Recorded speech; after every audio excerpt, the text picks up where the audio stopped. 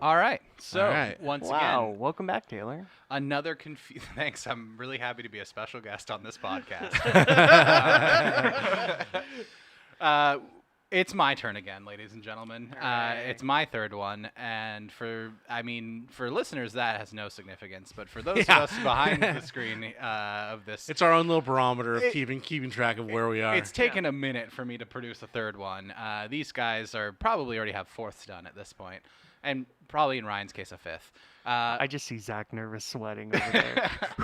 He has negative one. I have He's negative one. undone I've one taken one from the piggy penny already. Yeah, so I always like to have a confusing cover letter to my presentations. That's a little Tay-Rob touch. Little calling card. And so here we have, and I do need to just sort of jangle some keys in front of at least my co-hosts here, because there's going to be some dry content that'll take us from point A to point B. Okay. And so here we have a chicken. A little chicken at that. Chicken Little. Chicken Little, as some might know, from I believe the 2006 The movie that 3D almost animated buried film. Disney at a certain point. Oh, really? Yeah, it cost way more than it made. That makes a lot of sense. I mean, it was a 3D animated movie, and I'm pretty sure nobody Like how saw you worked it. in a I Disney saw too. it. There was Sure. also a tie-in at Chuck E. Cheese, because this was at the time I was a Chuck E. Cheese employee, and we Wow. had a bunch of Chicken Little shit around the store. So that You were was- little chicken shits. There was a bunch of that was the sunk cost there as well. Yeah. But how do we get from that to Back to the Future? How do we get It from is- little Those are chicken, the chicken shiny little? keys that I have to jangle in front of you, or I've chosen to jangle in front of you, boys, because I know you both love it very much. So yeah, this is going to be an exercise in how does chicken relate to Back to the Future? Okay. This is also a deep cut for Back to the Future, by the way. Like Right. in your tiers of cars for Back to the Future, of course, Well, there's a DeLorean. deep gap Yeah. between tier 1 and 2. Well, yeah, no, this is like tier 4 or 5, depending on who you ask. Because Honestly, got, like, all I think of the train, the Back to the Future train, before I think of the Toyota. I think of like Biff's car, like the '50s convertible. Yeah. Your Doc Brown, whatever the fuck, like Studebaker, whatever it is, like. And then the truck. Train. And then the truck, but I mean, it's recognizable. He didn't even have to get the subtitle with Martin McFly underneath. It's super Question mark. It's not only super recognizable. I mean, like the rims on that truck go for an insane price. Like those are like $10,000 rims, because like the weird crossover Toyota Back to the Future heads, or like I said, the guys who can't afford to be like in the DeLorean scene. If you aren't a DeLorean dad, you build get an a SR5 Toyota. You build another custom 4x4. and just play Back in Time at full blast as you. Back in time. I mean, couldn't you do the Power of Love? I mean, doesn't he sketch on this Toyota at the beginning of the film? No, Yeah. no, No, not at the back of That's that. a different he SR5 sketches, Toyota? He sketches on someone else's It pickup was a truck. Jeep, wasn't it? It was a Jeep. Oh, it was a Comanche? Something like. I know the some- guy's wearing a Mountain Dew hat. Yeah. but, I know but there's a couldn't- Burger King right next door. I did, but I couldn't tell you what kind of truck it was. So I'm going to somehow draw the line between chicken, the modern day descendant of dinosaurs, to Toyotas. Okay. Okay. We'll get there. We'll Beautiful. Get What a journey. Can we? Yeah, I'm no. buckling up, guys. there. Buckle I'm in. really ready. Getting my coat tied up. I do like how it's another custom 4x4. Like Just another like one. it's your problem. As- They made another one. Or it's like DJ Khaled, another one. Another Another fucking banger of an off-road vehicle for Statler Toyota. We made our names on the custom 4x4s. And we might even touch on who might be a real-life inspiration for Statler. Whoa. Whoa. Boys, we're going to talk about the chicken war. What a graphic. Wow. I know, and I didn't even make it. Like, I just found this in a Google image search and thought, yep, that's the one. And I do have to say right Is off it like the pig war or like the emu war? Like All three, yes. I believe this is in the triangle. this is Animal War 3. to answer your question, right? No, not at all. Not even a little bit. And I did want to say this is a bit of a misnomer. This is necessarily a war fought on battlefields. This is definitely not like the pig Sure. war, or the emu war, or even the Great Toyota War. Like It's more we like the discussed war in on my drugs. last episode. Not even that. Yeah. That's way more sexy and exciting than the chicken war. The chicken war is more of a trade relationship war, more of a conflict between a multinational, trade relationships agreements that creates issues for people and the unintended consequences that Okay. may or may not have. And how a butterfly flaps its wings sometime 1,000 years ago, and then JFK gets shot at Dealey Plaza. What? on, He's dead? 60 years Christ, ago. who's Ryan, gonna tell catch up. me? I know. But It'll yes. never not be funny to me. The chicken war. So we're going to start at the. Oh, it looks like the chicken war's over. It's over. The war. Well, is- Congratulations, boys! We made it. we got there. The we dub did it. war ended. This is I just googled a bunch of stuff, and I mostly just got a bunch of John Lennon, Yoko Ono shit, and this is kind of the closest thing I could find was this lady with I think a bunch of doves and maybe a couple cockatoos snuck in the mix, declaring that the war was They over. were cheaper to rent that day. Absolutely. For 5 doves, they throw you a cockatoo. I'm also pretty sure this has nothing to do with World War II. No, I'm based off seeing of the photography. 1975 on there, Yeah. so it's like the war is over in Vietnam. Like, Yeah. yeah, it's great, guys. So Do we need a pat on the back for that one, guys? bit of a misnomer, but it was. It doesn't say we won the war. It's not. It's technically not a lie. It's true. The war was over at that point. Didn't mean that we won. Uncle Ho still gets a dub. But yeah, so World War II ends. Okay. Yeah. Good. Great. The war's over, guys. That's good. You know that the world's not at war anymore. And you know who came out really on top of that whole kerfuffle? Was big nuclear. No, I would say the United States of America. It Yeah, really probably. helps when That's you were. what I said. Big nuclear. You entered it at a depression and came out of it like a world power that didn't have fighting on your soil. What a swing. basically. You became a global superpower. And Yeah. yes, just like you had said, it really helps to go through a global conflict when there is all but like one attack that happens wasn't on even your wasn't continent. even ours. Wasn't even ours. We Yeah, had yeah, annexed it was it still- by that point. It was not a just- state it was, at that it was, point. Yeah, it was just like a territory at that It was point. just it it was was all- just it a bunch was of ours. boats It was at on- a bunch of ports. They didn't have the documentation to say that they were really America. Brother, we ignore like hurricanes that hit Puerto Rico. I mean, And well, that's- Hawaii was a Puerto Rico at Yeah. that Yeah, point in time. yeah, it it was. belonged to us, but we just weren't going to give them the ability to vote and shit. Yeah. But yeah, so we came out on top because, and we still had infrastructure left. Not only do we have The royal we of infrastructure- the United States. Yeah, we had a lot of. We're all well, declaring American citizenship on this podcast. I mean, I can't declare Yeah. any other, sadly. But yeah, so we benefited greatly from that, and Europe didn't so much. Yeah. And it Europe was turns- Bummer Town. Europe was Bummer Town. Yeah. It got real tore up in that Yeah. whole I mean, thing. some say Poland is still rebuilding. America provided a lot for the places that got the shit absolutely bombed the fuck out of them. Yeah. In the course of World War II, whether that be Asia, whether that be Africa, whether that be Europe. Antarctica also came out pretty unscathed, so I guess there's two. Mm-hmm. There's two continents that went generally unfucked. In South America, jury's out on that one. Well, still. they did receive a lot of people. They got a lot of Nazis. They did have a big I know immigration. nothing about South America during World War II. I That's gotta be a assume good I story. assume there was just a lot of like side eye from different like, are we picking a side? Yeah. Are we having our own little war Do we down need here? to and do something here, something? guys? They're. I mean, to be fair, they also got a lot of Nazis. We Yeah. did too. yes.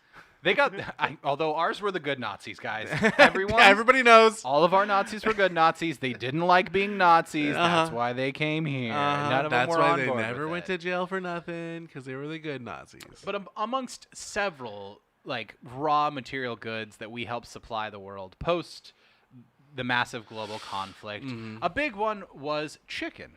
We Okay. had ramped up our agricultural production during the war to feed the boys abroad. Okay. And we were still really good at churning out chickens. We had figured out at this point too. We're talking snoot to toot on chicken. We're talking like chicken for meat, Snoot to eggs. toot. Oh yeah. Are chicken feathers used? from cluckhole to fuckhole. We got those chickens down pat. Yep. I'm gonna write that fucking down. But So the men come back from the war. They kick all the women's out of the jobs. they say, get off these chicken farms, ladies, and we're playing baseball again. Get out of here, Rosie O'Donnell. It's interesting that we get to do an episode today about, well, just this information comes up of the influx of chicken production to feed the soldiers, and it was done locally. I mean, on United States soil, right? It was like a Oh yeah, these are pure grade A American grade A chickens. American chickens. Those are Uncle Sam's girls. Mhm. So interesting to think about is the food production needs to go up when you are sending men across to fight for war. And it has to come from somewhere. It has to be produced somewhere. It's also a bit of an after effect too of the Great Depression and the New Yeah. Deal era policies, because that's where we get into the point where like even today, like American farmland is heavily massive, like subsidized. Yeah. Like we spend so much fucking money to keep farms afloat and in business, just because hey, we got to be able to produce some food. Is the reason supposedly for all that, even though it now goes to massive corporations that own farms instead of like in the Great New Deal era of the like, hey, we're going to keep mom and pop from fucking having to do the Oregon Trail across the Dust Bowl to try and find it in California. And then 60 years later, your mom and pops are now like 15 warehouses that look like this and are just bought out by Monsanto. This is the least sad picture of a chicken farm. I know. I was going to find. compliment the happiest chicken farm. This is the least And still, sad. Look at these imagine curious birds. I know I'm gonna go to an airport in 2 days, but imagine human beings in the same conditions of just like a food line. You're free in this huge building, I but there's experienced a little this bit of couple weeks food. ago in Leavenworth, Washington. Oh, you did. This huh? last Saturday before, or the second to last Saturday before Christmas, and goddamn, it was definitely like being at a music festival or at an airport. You're cluckhole to fuckhole. You're cluckhole to fuckhole. In lines everywhere. Trying to get into a dumb T-shirt store, a fucking restaurant. There's a line 3 miles long to get a fucking pretzel. Oh, fucking that's great, dude. It's bad Bavarian Disneyland. It's where you're at. It basically is. It only has one ride. Which is a line. We became sort of the world's chicken producer. Well, like I know a whole lot about like post-war, bringing raw materials, vehicles, medical supplies, to Europe, Asia, everywhere else. Like you always hear about those big supply chains that happen post-war from America To the And- right Asian countries. Yeah. Yes. Not To the the good ones. ones. Not the ones that were considering communism. No, none of those. None of those. First but, off, but I never thought no. about like food as a raw commodity. Yeah. That we were bringing, The way that we ships full of chicken, or chicken meat. I assume Yeah. slaughtered over here. freezer No, I transport. don't know. Really, freezer freezer transport is transport. what made Okay. it made it available. You couldn't. I mean, it's much more difficult to like send a boat across the Atlantic Ocean with although live chickens picturing in it. that, really you think of the late 1800s, just a boat full of chickens and chicken coops Mhm. going across the sea. I just imagine like that's like old pirate type stuff. Yeah, that's hard shit to do. That's hard Yeah, shit yeah. to do. But we're in the era now of freezer dinners. Oh yeah. Like freezer technology's Television dinners. been around for roughly like 60 years at this point. And like it's now starting to catch on. Tucker Carlson gets the Swanson dinner empire. It's like starting to kick off here in post-war America. And we are freezing birds and sending them elsewhere. Nice. And we are destroying local chicken farms abroad, Oh, for sure. Oh yeah. particularly across This is the beginning Europe. of the industry. This the is the war, beginning of a the Foster war may be Farms. over, but we're still fighting At the- economically. at the dinner table. Yeah. In the hearts and bellies of citizens around the world. It came so much so that like in a lot of European countries, like chicken was considered much like a delicacy of a meal, like culturally. Sure. And so I like, imagine it was so few and far between. It was the access to a chicken probably wasn't as big. it's not that they couldn't access chicken or anything like that. It was just like because they had chicken farms during and like after the war. It was just the fact that like it was considered a delicacy in their culture rather than like our culture where it's like no, it's just a readily available protein Yeah. that like you can raise very quickly and it's super like utilitarian and it's a great thing to like get protein to the people. A chicken Yeah. in every pot, as FDR said Yeah. during Yes. the New Deal. And so we basically like, so chicken farms over in Europe, even like culturally, were this thing where it's like, oh, we're producing somewhat of a luxury product. Okay. And so like we're Oh. taking our time and we're selling these chickens for like, Artisan chickens. yeah, Ooh. But I mean, like old world artisan chickens. old world artisanal chickens. Yeah, from cluckhole to fuckhole. These chickens are hoity-toity. So then you bring over American industry like but- we see here. and But it's then just- here comes these American boats full of this thing that everyone thinks is super fucking fancy. And like it's just undercutting the living shit out of every local chicken producer Yeah. across Europe, which pisses off a lot of European countries.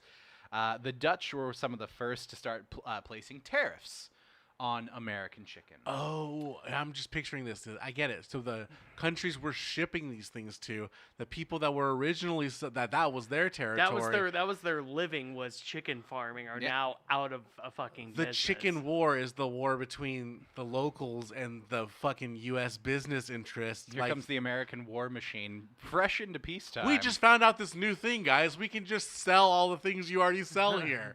yeah, all that Have shit. y'all heard of a Walmart? Mm-hmm. Basically. Basically, so Okay. European chicken farmers are furious. They Got it. and they start to levy their local governments. The Dutch start to place tariffs, and as do the Germans.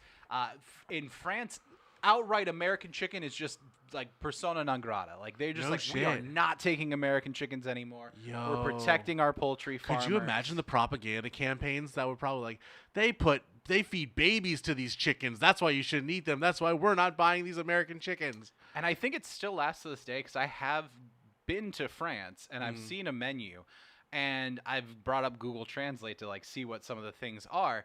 And like sometimes on certain French menus, it just says bird. Oh. They don't tell you what bird it is. They just say that you're going to be eating bird. Yes, wings. And that's almost a guarantee that it's not a chicken, Jeez. in my opinion. Like a pheasant. Yeah. Grouse. Just a seagull. It's just, yeah, a sky So rat. there were a ton of tariffs that were levied throughout the 1950s and or just outright bans on importation of American chickens. And that Okay. that hurt our agricultural industry. And we are attempting, we're in the Cold War now, we got to try and appease people and figure out, so we didn't retaliate immediately. Typically what happens is the chicken war is really just a like fun colloquial like generalization of something that happened, but it's a tariff war. Tariff wars happen all the time between yeah. countries. For you boys here and our listeners at home, just to spell it out if someone isn't familiar with tariff, it is a tax that you place It's a style on of font, right? sans serif is That's- the font. Is the font you're That's his thinking of. sister, Sarah. And a sheriff is someone who's elected to bring law to the town.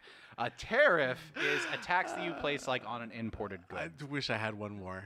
Like one I more. know, I was searching for one. I got none. And so we were attempting to keep good relations with European countries. You know, we don't necessarily want to piss everyone off in a trade war and potentially push them into the arms of the Soviets, who are much closer located to them. We want to keep this NATO agreement going. We wanna want keep to the make West- money. We want to have our diplomatic influence. We want to keep the Iron Curtain strong. Yeah. And so we spent roughly like in the late 1950s and into the 60s, like there were years, but there was a particularly like prolonged like 18-month diplomatic effort between like American diplomats going to European countries trying to be like, hey guys, can we do something about this chicken tax? Come on, like, but this chicken tax. Can we do a little bit of something Come about on, like no. It's like little Giuseppe's like playing with the smoldered ruins of his Italian villa. Like, Yeah.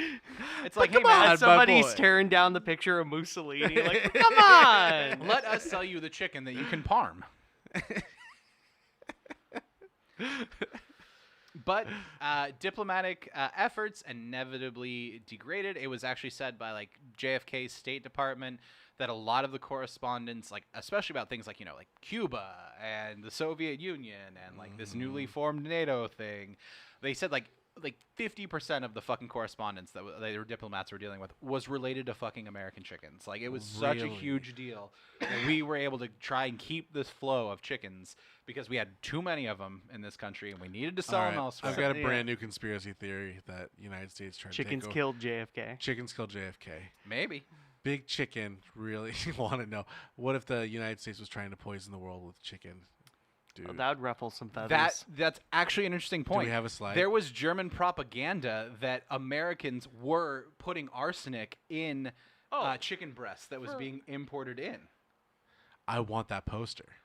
I want that German poster that says was that. was part of part of the effort to like get behind these tariffs because like people they didn't give a shit. They just knew cheap If it chicken was was cheap- coming into Yeah. the country. Oh, no kidding. And That that's kind of dope. goes Yeah. across any economy ever. I can have cheaper chicken schnitzel Uh-huh. now.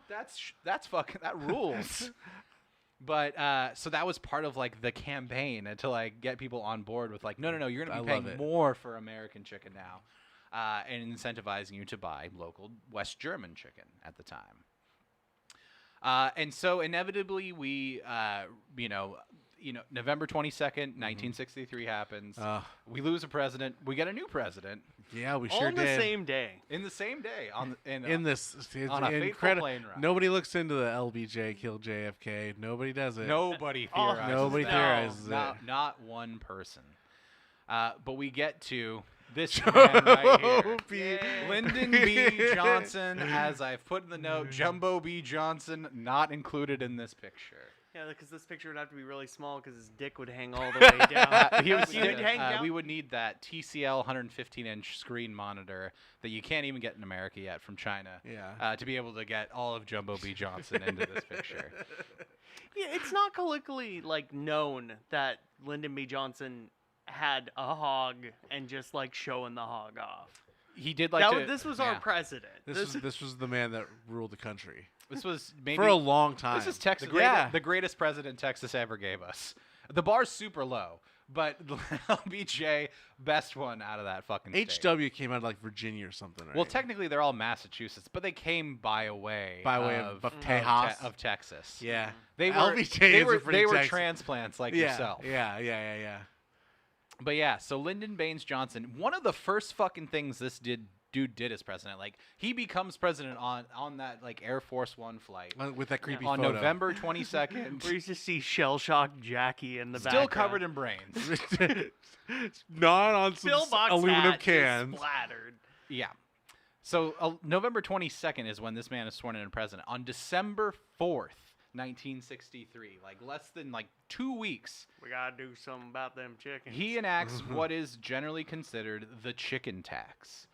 It's called that. It's a tariff that we placed on any foreign nation on things that are being, but not anything that's being imported, but specific items that are being imported into the United None of them States are of chickens. America. So we play ball and then we tax other countries' chicken. We do not tax other people's chicken. We got all No, the no. chicken we ever need. We yeah. don't need their chickens. Yeah. I cannot stress We- this enough. We got all the Boys, chicken. we call it chicken tax. Nothing to do with chickens. It's rugs. It's incense. It's that hair shampoo your wife loves so much. Taxes on all of it. You're dead wrong about all three of those. I'll get to that in a second. But yeah, so we wanted to place tariffs on items that we thought would make it hurt, particularly these Western European countries who are getting a little uppity about all this chicken that we were sending over. It was finally time that we engage in a little bit of a tariff war.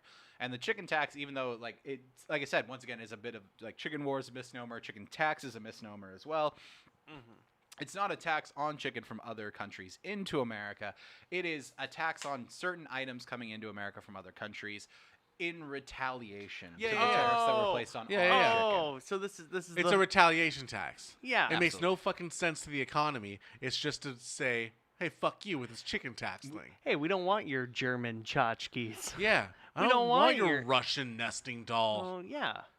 Well, specifically, what we didn't want from those goddamn The Henny? gay-ass Europeans, we didn't want potato starch. That can go Fuck fuck 'em. itself. We got potatoes in Idaho and even more potatoes in Washington. Suck a dick, Idaho. We make more potatoes than you. That's right. I want to Shots see fired that at movie Idaho. of the government man going to the Idaho farmer and saying, potatoes are your future, son.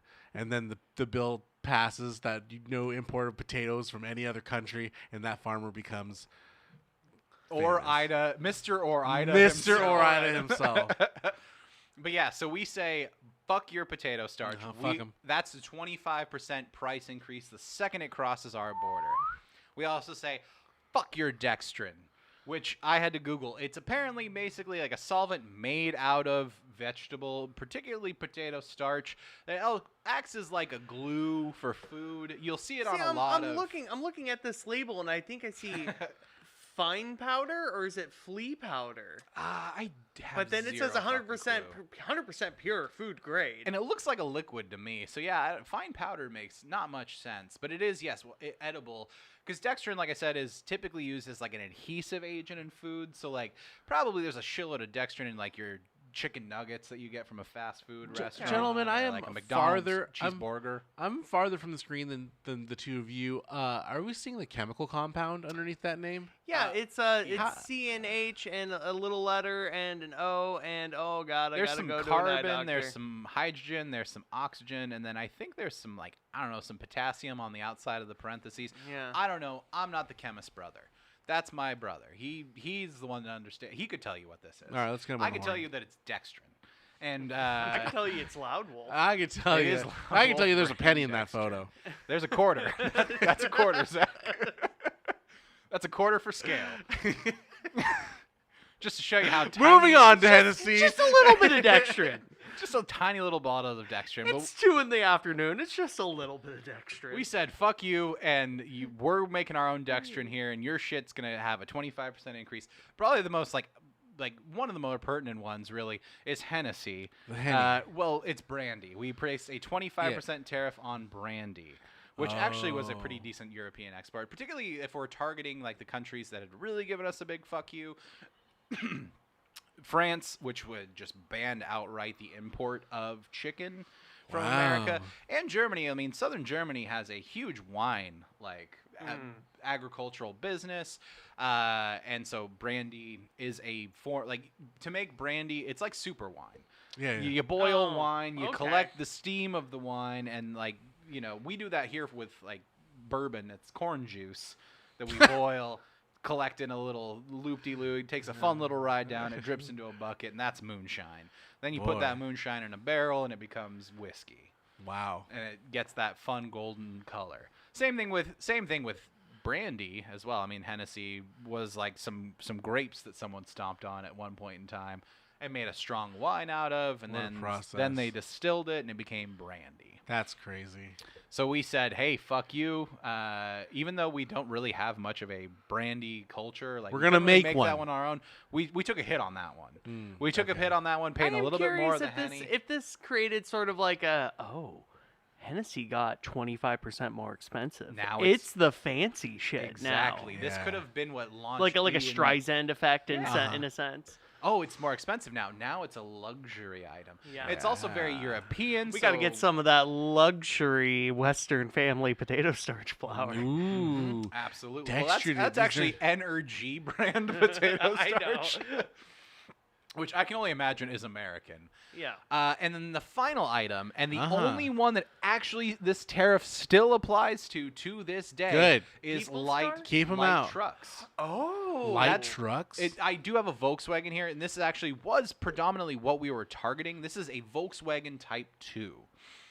There's a Type 1 as well, looks very similar to this. We also mostly recognize this as, hey, look, it's the Volkswagen bus. It's the fun... It's the front half of the bus. It's the but with a fun crew hippie cab. mobile as well, but like if you go to Europe or other countries that European automobiles are exported to, like you find that like it's not something. It's very American centric to think like, oh yeah, Europeans don't make a lot of trucks, yeah. but they do. They actually do make a Really? lot They of just make trucks. little trucks. They make light trucks because Yeah. they don't really need an F-350 Super Duty with a fucking They power ain't got the stroke in roads it. for those, bubs. Well, yeah, that's the other They thing. got them like, tiny little European roads. you can't get an F-350 through fucking any The city. in the Europe. European mind cannot imagine the dualies. Not even a little bit.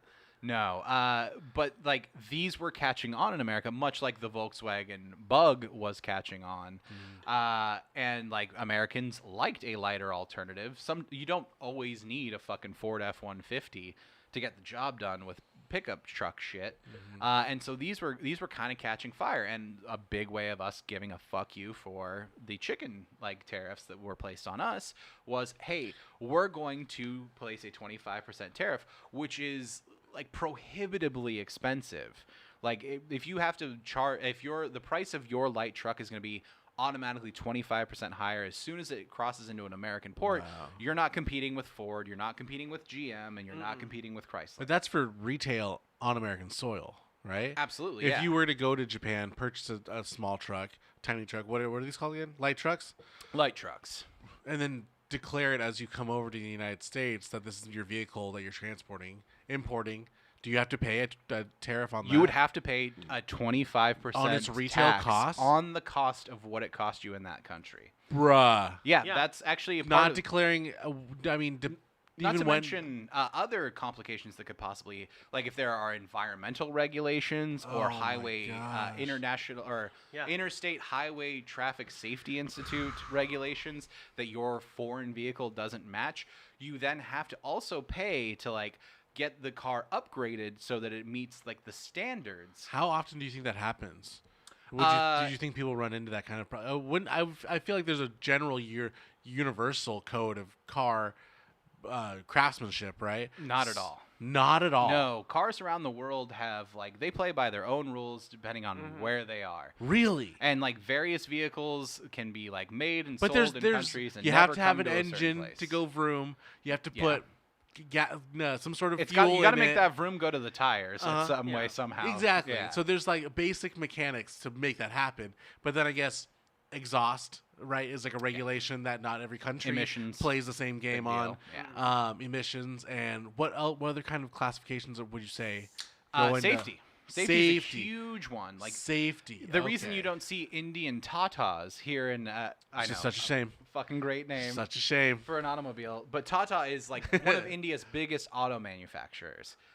They make like trucks, they make small cars, they make like if you're in India, you see like Tatas are everywhere. They're like the F-150 over there. Like you see, They're the Toyota Corolla over there. in a sense, Absolutely, where yeah, it's- no, they're- it's, really it's an ubiquitous. affordable small car. but a Tata would never meet like American like environmental or like emissions regulations, and especially they wouldn't meet like American highway safety regulations. Sure. So you would never see one like new one being sold here on an auto lot. Now you may start seeing them come in, maybe not. It would take an eclectic person to try and import one in. There is a loophole to like foreign vehicles in America. Once it's like 25 years past its manufacture date, you can import a vehicle, and none of the environmental or safety regulations word. okay. matter. Like in the JDM world, like as a Japanese car enthusiast myself, we're now starting to see this insane gold rush of like mid 90s Japanese automobiles, particularly Nissan Skylines. A lot of the cool Japanese cars like did come to America in one way, shape, or form. They might have not have been as cool as their Japanese counterparts in America in the 90s, but like the Nissan Skyline never came to America whatsoever. They just never wanted to fuck with like. Is that why it was such a hot car for Fast and Furious? Well, there was I will maybe do an episode on like how that particular like Skyline made it to America.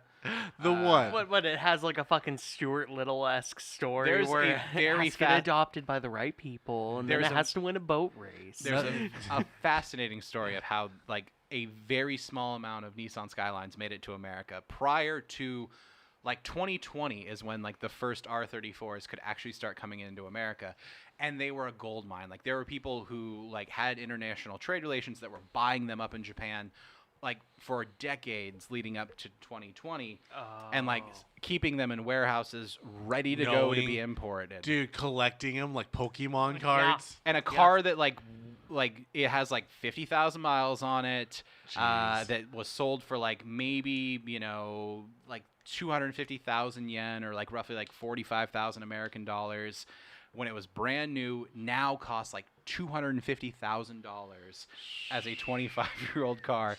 here in America now. So yeah, that's the American import rule. Once it's 25 years old, you can bring it in. It doesn't really matter anymore. But this tariff still exists today.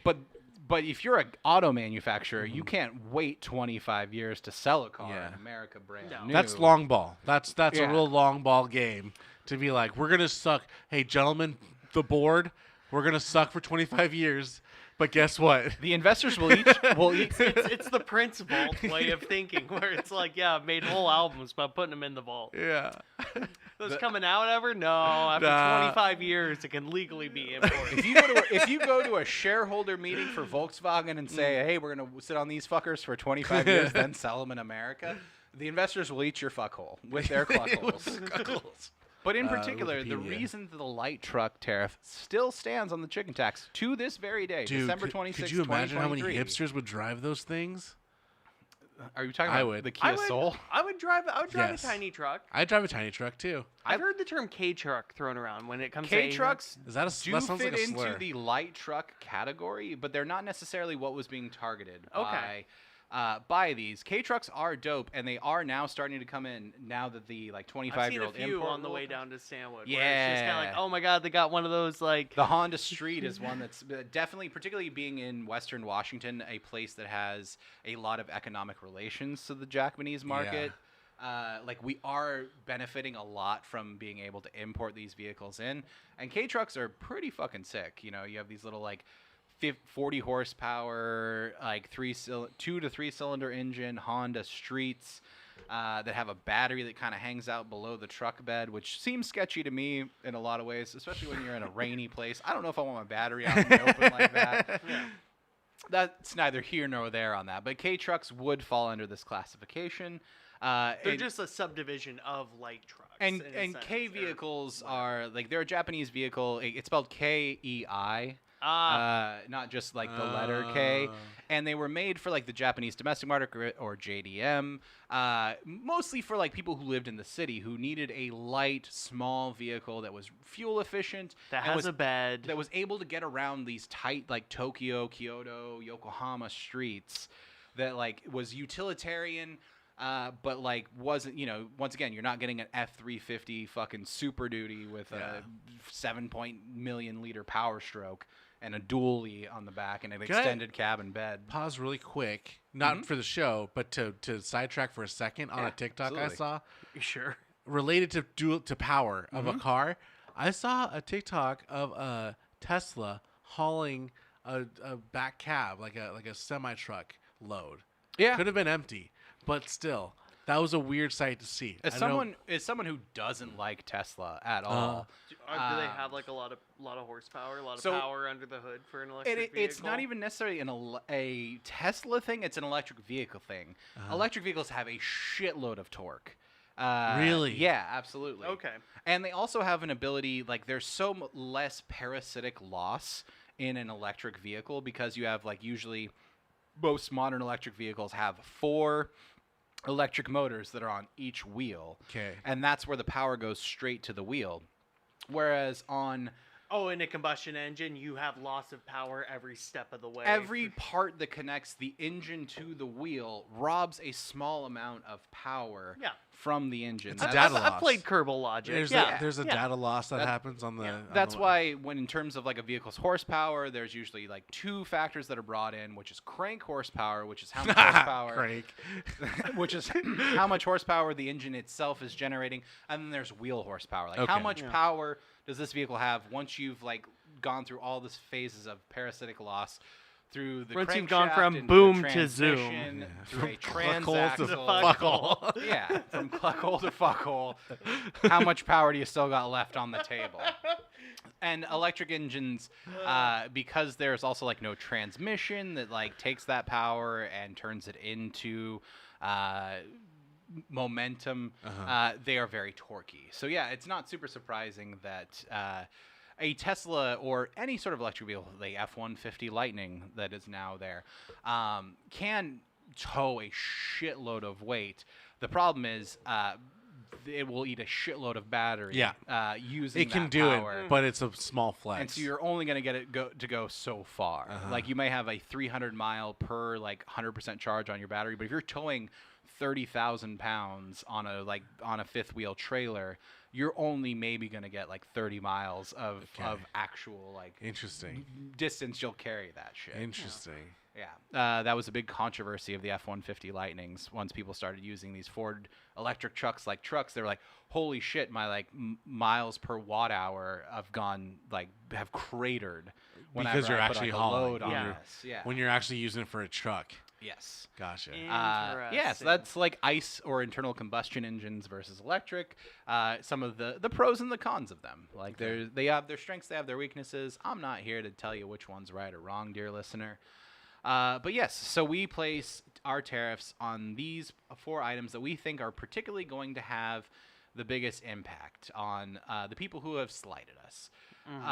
But we kept inevitably the brandy, like the tariff on brandy, the tariff on dextrin, and the tariff on potato starch inevitably are eased over like the 30 years between the 60s and the 90s. But to this very day, the tariff still exists on light trucks.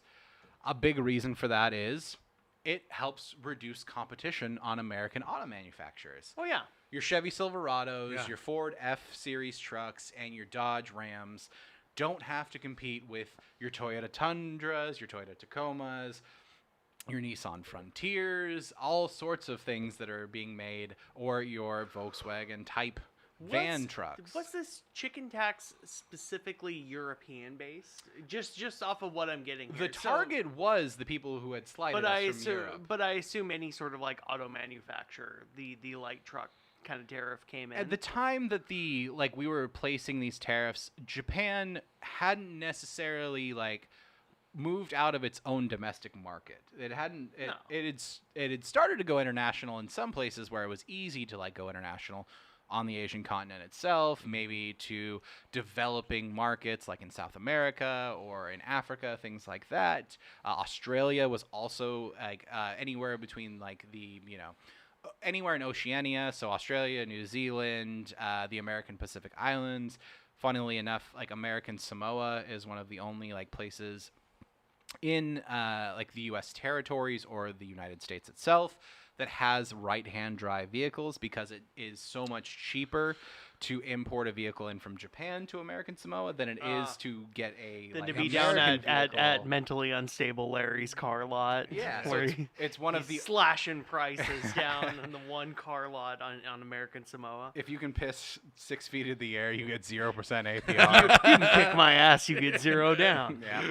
Yeah. So it's one of the only places that is under the U.S. direct responsibility that still drives on the right-hand side of the road, because the vehicles or the left-hand side of the road, because the vehicles are it's so much easier to get a vehicle from the Japanese domestic market.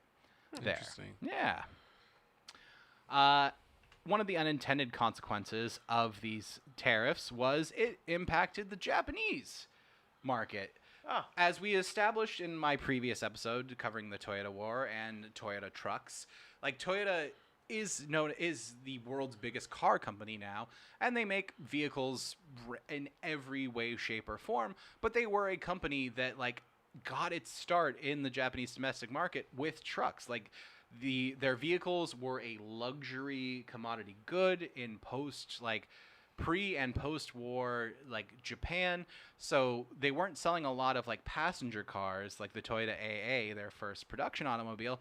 They were selling a lot of G1s, the first truck that they made. That's where they were actually making their moves, and they had implemented the Land Cruiser strategy. Any market that they were looking to break into, like South America, Australia, places like that, they would sell the Land Cruiser, this either ute truck style or this what we would now call sport utility vehicle, in a place like Australia that, post World War II, not super developed, a lot of fucking country that you need something to get around in that can actually handle the terrain. terrain. Well, and as we've over discussed in all your Toyota episodes, they were regarded as easy to maintain. Yeah.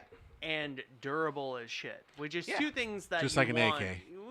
What? just like an AK. They're the Kalashnikov of automotive. Yeah, they're the Kalashnikovs of cars. So, I mean, if you want to import and spend the money to import something like a Japanese truck, you know you're getting your money's worth in your Toyota. You know, it's you're getting you're getting a vehicle that'll last generations in your family. Which is very much so the case. But thank God that exists, right? That you can, and we get to live in a time where we can appreciate that. Like Toyota's not compromised into the what's that term? Manufactured obsolescence. Yeah. Is this a Toyota up in the top left? It's a Ford, It isn't it? is. No, this is a Toyota Stout. It takes a lot of styling cues from like the Ford or the Chevy or the Dodge pickups of the time. At a glance, I'm like, that's an American. That's this a is an Ford. American 50s pickup truck. This is a Japanese 1960s pickup truck. Yeah, that sounds about right. So, we have tremendous influence over that little island and like everything that they're doing at the time. So yeah, of course they took styling cues. So that's why like this very small pickup truck looks like a 1950s Ford or a 1950s Chevy Silverado. I know that garage.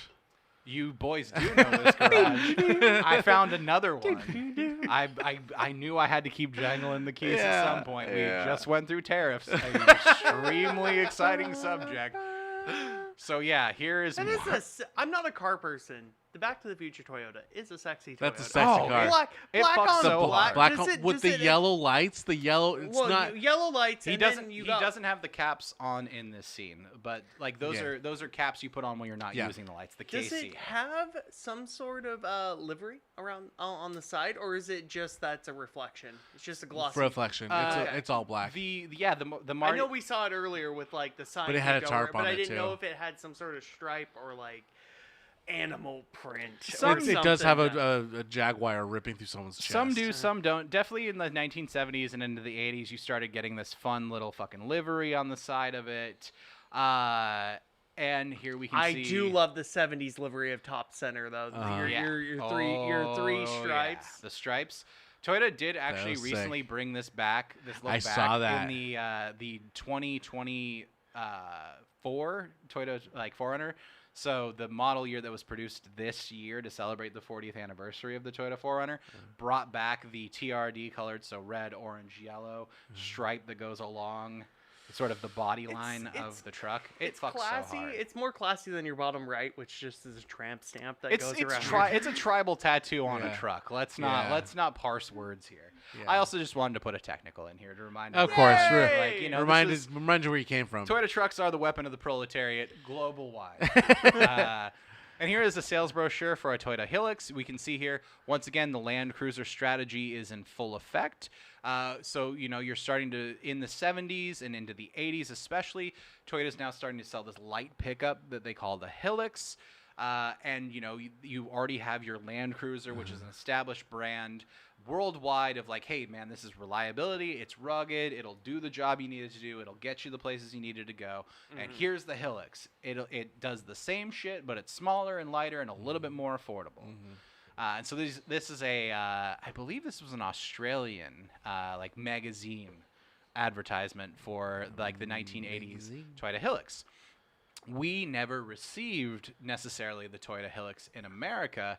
We received what is kind of generally known as the Toyota SR5. The truck. They just called it Toyota truck. Well, they didn't give it a name until 1995 when they decided, fuck it, we'll call them Tacomas. But for 20 some years, if you look at the title or a registration of a Toyota pickup truck, it just says Toyota pickup on it. They didn't even think to give it a name. Because it doesn't need a name. It's perfect. She's beautiful. And we're thinking about the after effects of the chicken tax.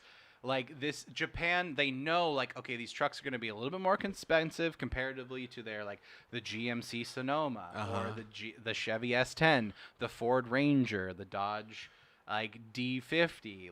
These are going to be a little more expensive, so we're probably not going to sell as much in the North American marketplace because we're going to be more expensive than the American counterpart. Yeah. And so they're just kind of as a afterthought, fuck it, we'll just call the Toyota pickup. Yeah. We'll change it so it meets the American regulations, and it's going to be more expensive, and we're probably not going to sell that much. And so that was the strategy. And, because the SR5 was usually the upgraded package, It came with, like a nicer interior, usually like, hey, maybe some That little some teaser creature back window comforts. doesn't open for shit. No. But it comes with some creature comforts, so that's why most of these pickups are generally called the SR5 pickup, even though it's just like a trim level of Toyota pickup, like any sort of Toyota off-roader. So yeah, Toyota felt the hit of this quite a bit. It was much harder for them to break into the market here in North America, and it hurts so bad because we are the market for trucks. We are gluttons for trucks here in North America, whether that be Hardworking America, individuals. whether it be Canada, where they like their trucks too. They'll trucks. log wood and stuff. They need to get that down in lumber Mexico. somewhere. Like they love trucks down there. Love them. Too. Like we're a whole continent of people who love trucks of various different cultures, and It's the optimal car. and you're being absolutely kneecapped, like trying to break into the market. So Toyota, they were an unintended victim. Wait, of- before you, I know you're leading up to a cliffhanger right Absolutely. there. What happened to that thin body though in trucks? Is it safety things? Like why is it when I get into a car now I feel like I'm getting into a spaceship and there's like what happened with the evolution of car? Less window, heavy doors. Is it a safety thing? Is it an aesthetic thing? Like that's what we expect in an American truck these days, or at least a foreign truck sold in America. You Yeah. expect a wider body. It's like- a myriad of different factors, Really? that come into play with like why a truck like this Why I doesn't can't just have necessarily this play helix, dude? This anymore. thin door, Yeah. 4 tires, basic frame. We Bare can't bones. manufacture those anymore. It's Well- that and you got American Family as well. Like you can't fit Bubba fucking O'Reilly and his big wife and the 3 kids in this little red pickup truck. then don't buy it, dude. I mean, there's just like it's only the aftermarket market that supplies those old Rangers, whatever the Dodge one was. Dodge D series trucks. Yeah. Yeah. F series are for Ford. Anyway, I just wanted to bring up my discomfort with No, the I new I body like of I like cars. little truck. I like little truck aesthetic. No, Toyota is actually like I don't have a slide for this at all, but they are, and it won't come to North America, definitely. But Toyota actually has a global like plan for the next few years of reintroducing this truck basically around the Which world. one? Which are we one? starting The with? Toyota Stout. This one So right you got, here. you got the power of the pen. There we go. Oh, Let's go. And it's supposed to be a truck that's going to be sold pretty much everywhere around the fucking world except North America. And it's going to cost like $20,000. It's going to be mechanically super simple. It'll be one of those trucks that like you are going to see whatever 2070s version of ISIS Yes. rolling in with Yeah. a machine gun on the back, and it has 650,000 Someone's fucking filming a miles, and TikTok. it's still running. But yeah, no, they have like a worldwide initiative for a truck that will cost like less than $20,000, which is insane considering Impressive. in America, like your nicest Ford F-150s, your Silverados, your Dodge Rams, and even like Toyota inevitably started making a lot of trucks in America because that's a way around the chicken tax. There are a lot of ways that auto manufacturers figured out how to get around these tariffs, and we're going to explore a lot of them. Oh, In this presentation, but yeah, like trucks, and also just because of insane American rules, like any vehicle that has a curb weight of over 6,000 pounds can be considered an industrial vehicle and is now rife for tax breaks and can be used as a business write-off. Oh. That's Oh. why the Mercedes-Benz G-Wagon, this insane, very boxy, too luxurious to use it as an off-roader, even though it can be an off-roader vehicle, is one of the most popular vehicles that people with an LLC are buying because it is above a certain curb weight, so you can, me as an HVAC's business owner, a jet ski dealership owner, can go out and fund a $120,000 Ram TRX with the fucking Elephant crate engine in it for $130,000, but I'm not paying that out of my pocket. That's a write-off I can use year after year after year for my fucking jet ski dealership, and I get to drive it personally for my uses. what a tangle web. That Yeah. I taxes- love our government, guys. Yeah. Can I just put that out there? And so that also plays into why like trucks have become such a monstrosity. Part of it is We're big fat Americans. We wanted to have a billion fucking cup holders. I don't want to be able to hear anything outside of my car when I'm in my car. We want to be able to like have 80 fucking children behind us before we even see the first one in our rearview mirror. And we want, all the cup holders. We want seating for like our family of 36 that we are taking, at 6 miles per gallon off the V8, 20 miles to the nearest. I'm getting angry. Gone are the days Walmart. where it's like, if you got more than 3 people, they're not fitting in the truck. They're going in the back. Hey, sitting in the cab is a luxury, okay? You got to sit in the fucking bed, Either that or okay? Or you're in this bottom right. Or You're in the tent. You're in the tent. You're on the gun. Yeah. How do we get around this? Like, how do we get around these rules? Because it kind of impacts everyone. It inevitably even impacts some American auto manufacturers. Really? Like, we are the global hegemonic power. Like, our brand of American capitalism inevitably dictates that we have to move manufacturing abroad for the cheaper source of labor. And so at a certain point, even American auto manufacturers are getting fucked over by the chicken tax. Okay. Like Ford is a great example for this. Ford Transit vans, a popular like delivery vehicle. It's like kind of amongst like the Mercedes the Sprinter vans that you see Amazon do. Like they have a lot of Ford Transit vans. And when Ford was trying to like bring that into the American marketplace, they were manufacturing them in Turkey.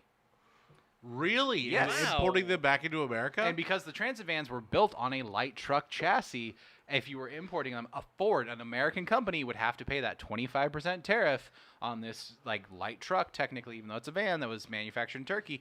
So they figured out a way around it by they just put like 2 very shitty, like hard school chair plastic seats in the back.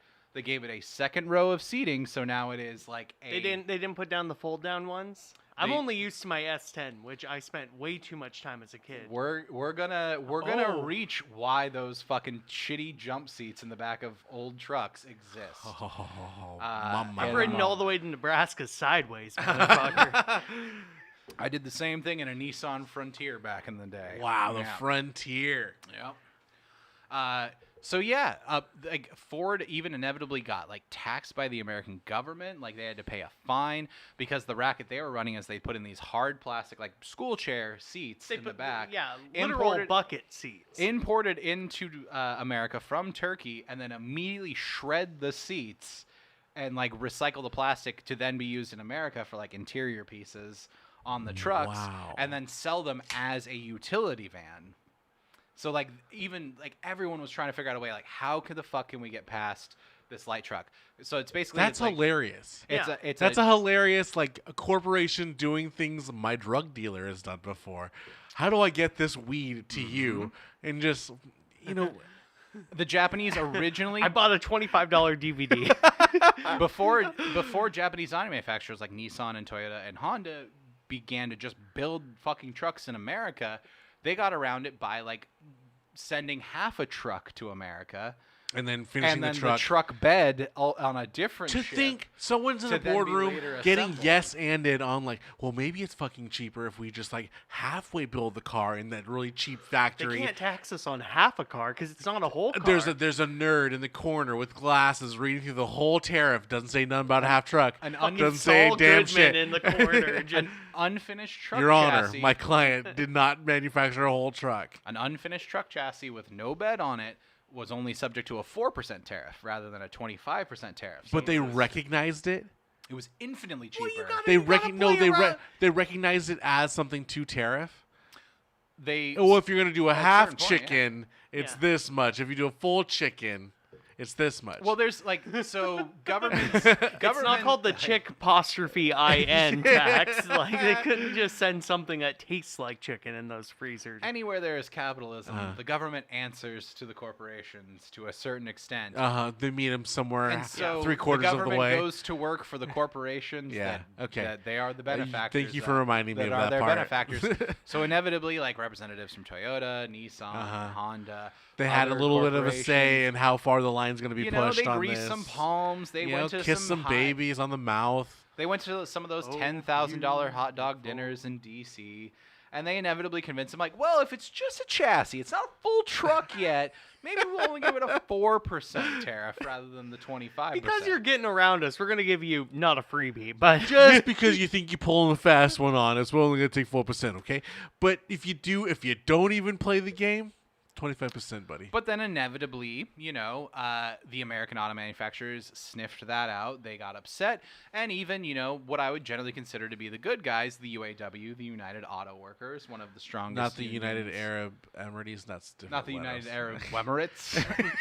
No, not them. they got the world's lowest building. No, the United Auto Workers. Well, people. One of the best unions in America outside the Teamsters. Uh-huh. Like we live in a country that like most of the unions that we have are relatively feckless and toothless and don't have a lot of effect. United Auto Workers is generally it's reviled in some ways because they include things like graduate students like in their ranks. Like truly the people who make up United Auto Workers are no longer just the people who work at the big 3 plants in the Rust Belt anymore. Like these are like graduate students who like are working at universities, things like that. Like they represent a wide variety of people in labor. And I think because of that, they won a great victory this year in forcing the big 3 to the table, like pretty much removing the tiered employee system that effectively created like a class system amongst employees. They got a massive raise. They, got significant gains towards their 401ks, if not their pensions back. Like there's Sean Fain, their union president, with his strategy of like keeping a constant rotation of standing and sitting strikes, like kept the automakers just alive enough to like not do anything drastic, but also like kept them wanting to be at the table because they were being hurt just enough. Like, love the UAW, but as a Toyota fan, they kind of fucked my boys over. Yeah. They represented What a big build-up. They represented the American trucks, so the UAW was definitely against this. Like, hey, we were America in the 70s and 80s. Everything we make is absolute fucking dog shit now, and it's going to lead to a point in the mid 2000s where we're all fucking bankrupt and need bailouts from the government. They said that. Yeah. They were like, They were thinking it. They were screaming it into a pillow behind closed doors. And so they were like, these fucking super reliable, never die Japanese trucks that are going to like win the war on terror in 20 years. Like, we can't be competing with them. So they also helped apply pressure to like, that 4% tariff anymore. No, fuck it. We're also going to apply it to internationally shipped truck chassis as well. If it's a light truck chassis, it's also getting subjected to that 25% tariff. So you got to think of other ways to get creative. you gotta say They're closing loopholes left and right. There are you have to loopholes, declare closing it's loopholes. nothing at all. It's actually a tiny home. Yeah. It is the framework of a tiny home.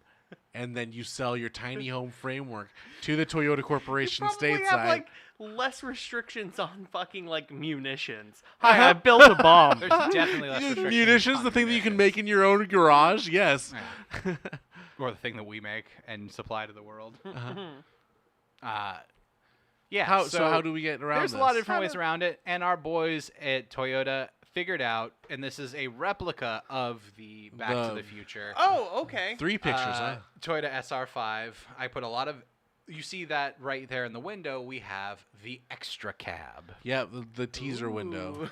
which The extra cab. Which hey, only are you sunburns your small neck as when fuck? you're sitting in Yeah. it. You never look out that window. That window is Yeah. there for the sun to. So if hurt we you look through. from panel to the end of the window here, which is where actually the extra cab exists, that's maybe 16 inches. yeah, Oh, that's a Maybe. gracious 16. This is me being as charitable as possible. It all But- did depend on. I don't know if this model was like a bench seat. No, it couldn't have been a bench seat. It was It was a passenger. Nope, and- you can make a bench seat fold down.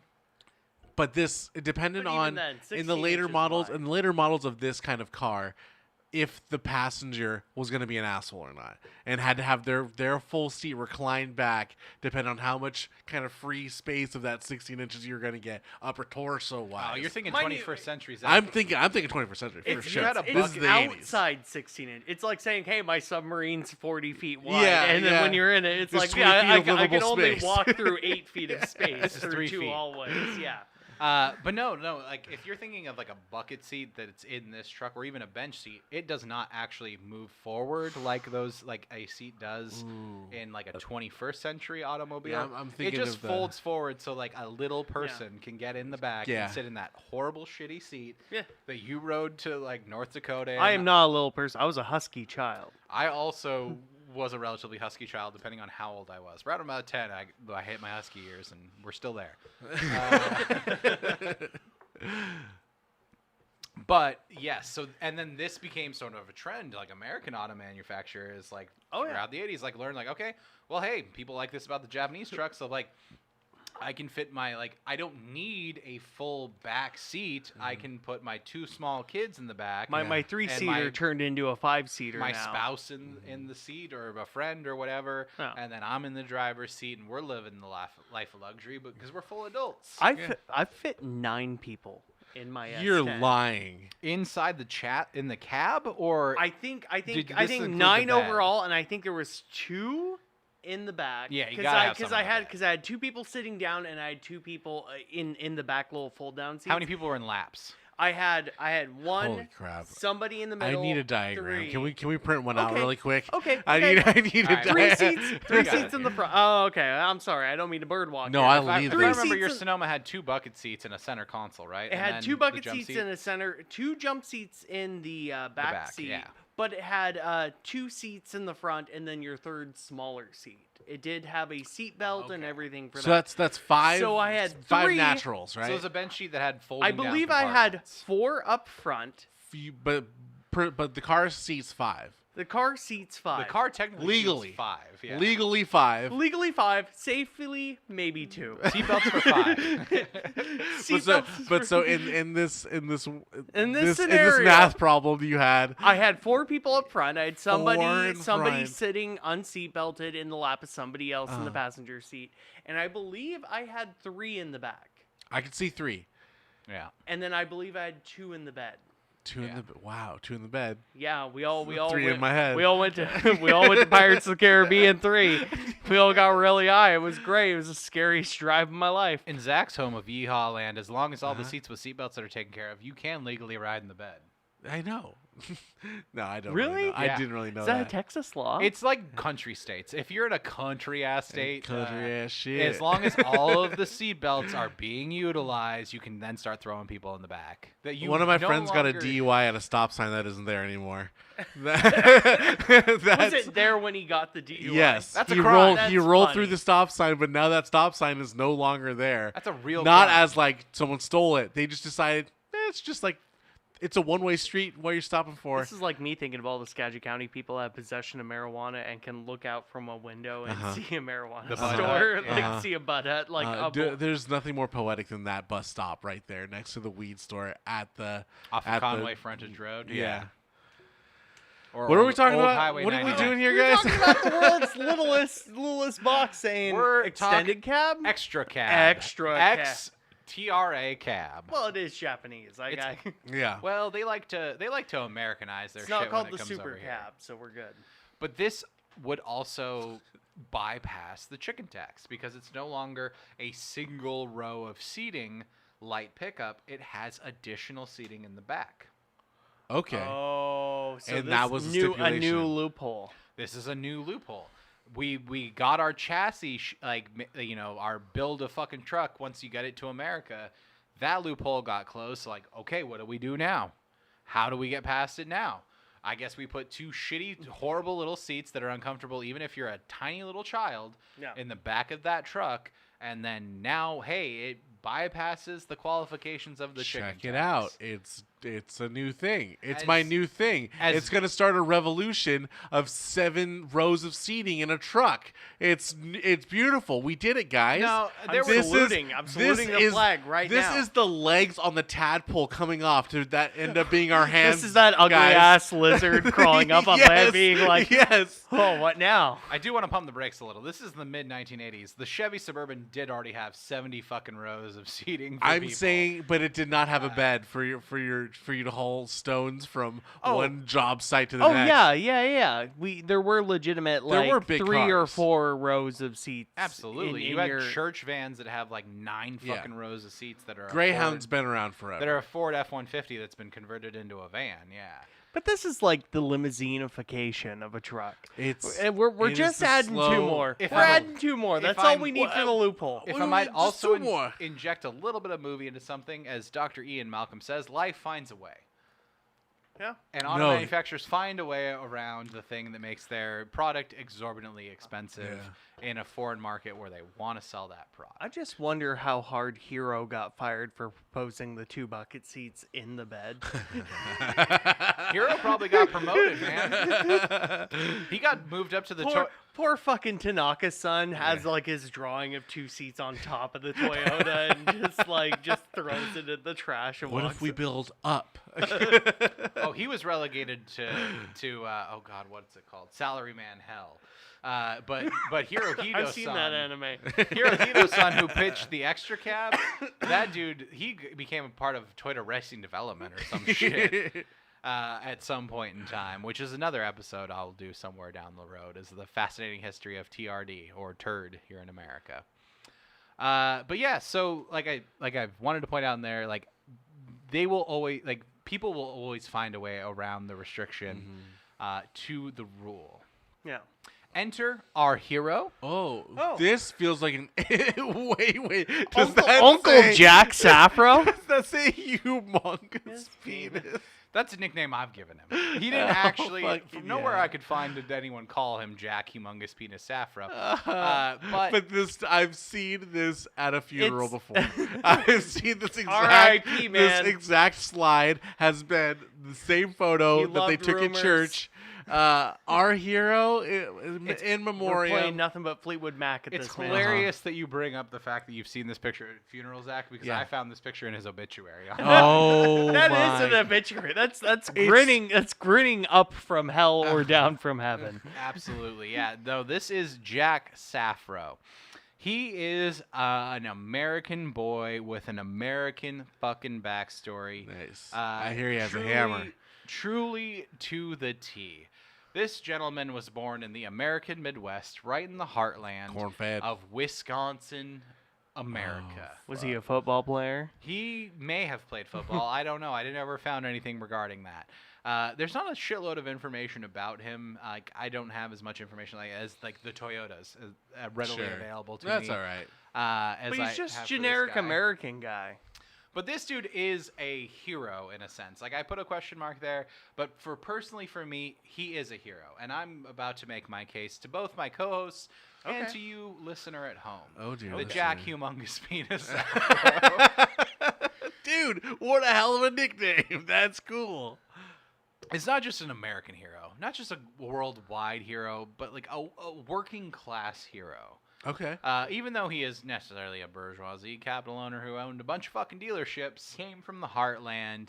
He worked several small jobs. He was the kind of guy that was doing his homework while he was at school, because after he Nice. clocked out at the bell ring on 7th period, he had to hit his job at the tire recapping plant, which is a process. It's a colloquial name for tire retreading, which Yeah. is a very American thriftiness sort of thing, where it's Yeah. like I'll just melt the tread off the tire that I currently have, Yeah, it's- and then I'll put new tread It's on the it. debris you see on every side of the freeway. I'll Yeah. glue new tread onto it to keep this tire going for a little bit longer, and We're going to maybe sell them to save truckers. and maybe then- save $40 Yeah. as compared to getting a new tire. That's what he did. He worked in the Blue automotive collar as shit. industry. Yeah, it's blue collar as shit. It is blue collar as shit. And he has an incredibly American blue collar as shit sort of origin story that sets him on the hero's journey. Okay. He was working real hard. He was 18 years old. He was holding down multiple jobs to help the family. So not only was he retreading tires and going to school. What era? also- what era of time was This is he like doing? the 1950s. He was working at a mechanic shop, getting his fucking knuckles. He was calling people greasy. sir and ma'am. Getting shit greasy, calling people sir and ma'am, fixing up their piece of shit Paid American 25 cents automobiles. for a malt down at He was going Old down jalopy shop. He was paying the Look soda at this jerk. man. His face, his grin just says, "I can do that for $2 less." Yeah, he And we're definitely talking stopped that. 1950s Yeah. dollars. Like, yeah, no, I can retread your I tire can for see the 35 worn cents. towel on his shoulder from him wiping his hands of grease and oil. Granted, this man did die owning a automotive empire in the state of Wisconsin. So It yeah, was probably a really nice rag at that point. yeah, it was a good racket. But his sort of origin story of like how he got into the life he inevitably ended up in as a automotive salesman was at 18 years old, he had been helping the family out. He had saved up enough scratch that he could afford to actually get himself a nice Chevy car Whoa. to help him get around to his school and his jobs. A Chevrolet. And he goes in to buy this after he got off his shift. He's wearing, some grease-stained clothes. He's got that black grease on the knuckles. He's taking the rickshaw in Yeah. the Midwest he walked rickshaw, of uphill just like both ways to two the big Chevy German dealership. guys pulling a cart. He walked uphill both ways in the snow to that Chevy dealership, and they laughed him out of that showroom. Like, oh, a working class poor like you can't afford a new car. Ooh.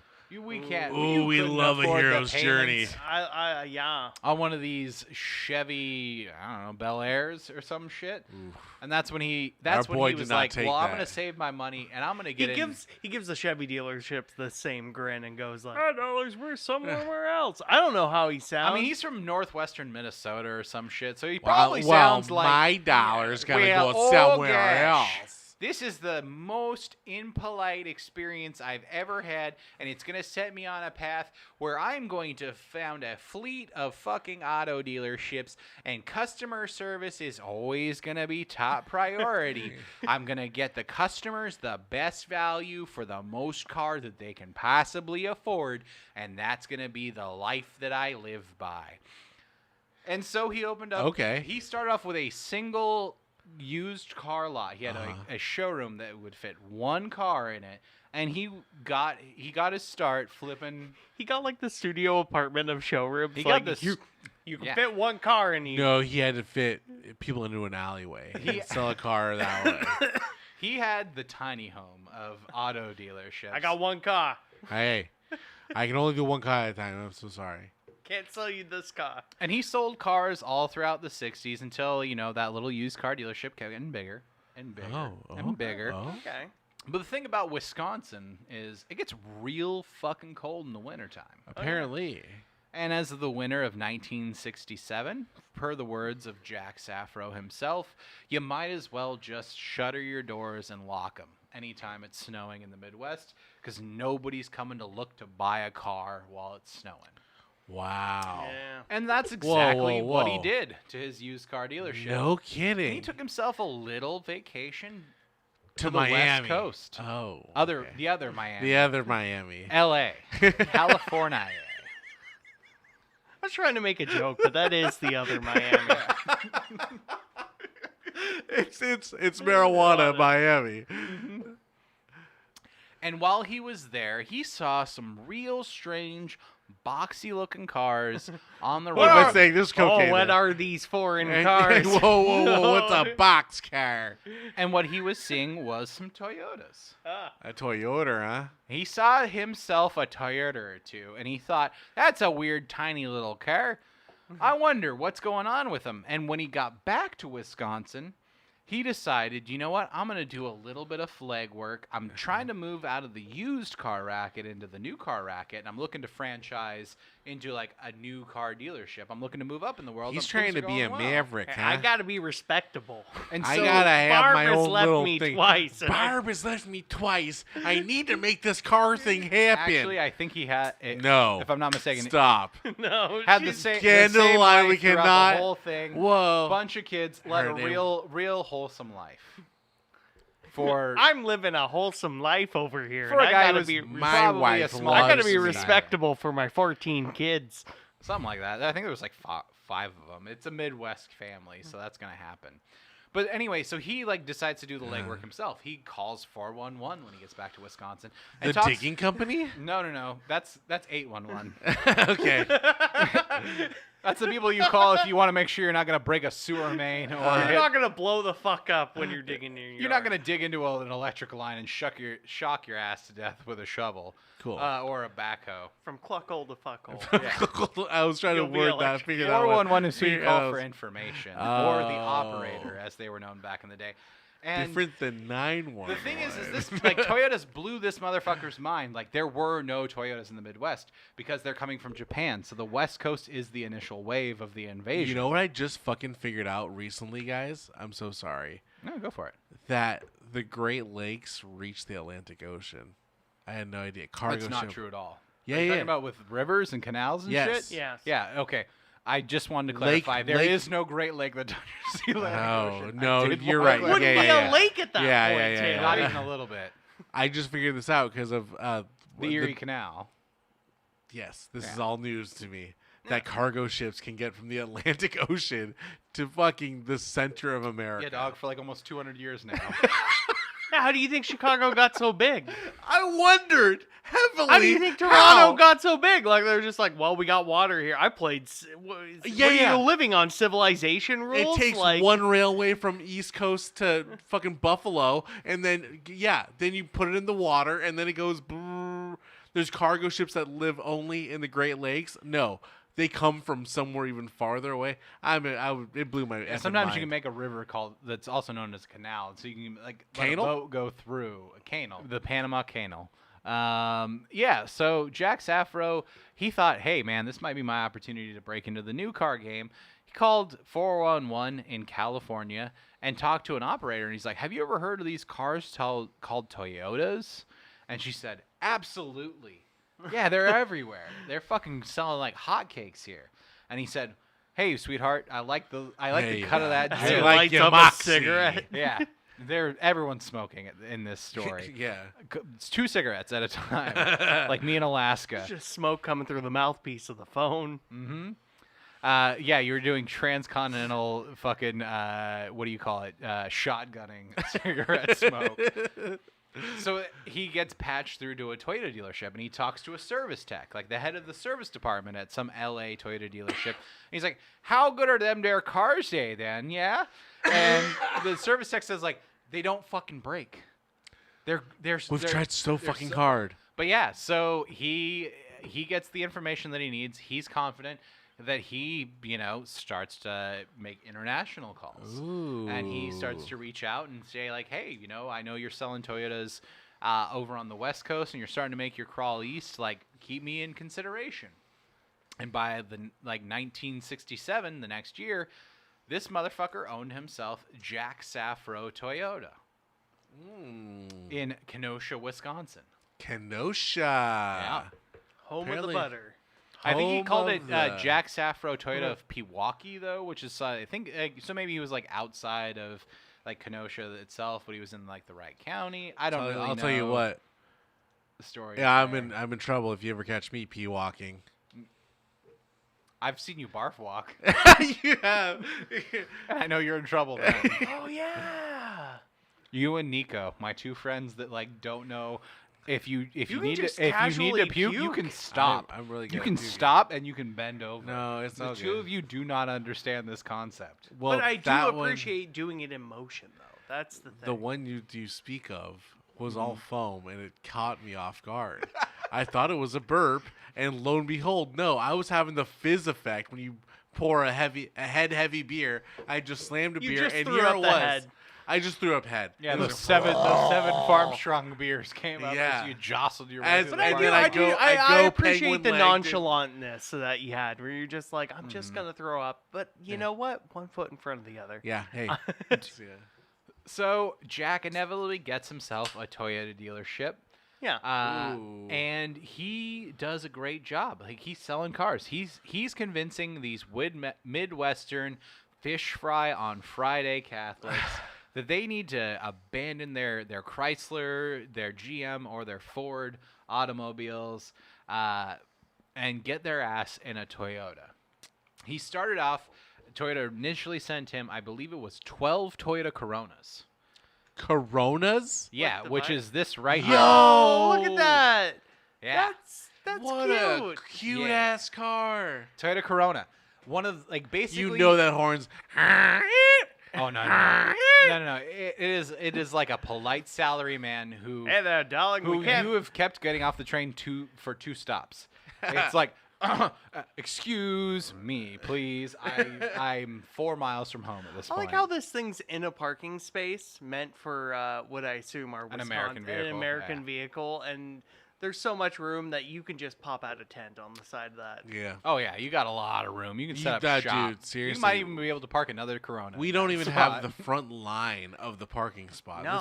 This is really tail end. Mhm. You could easily put a tent there, have a little grill where the doors are. And this 4-door? Is that 4-door?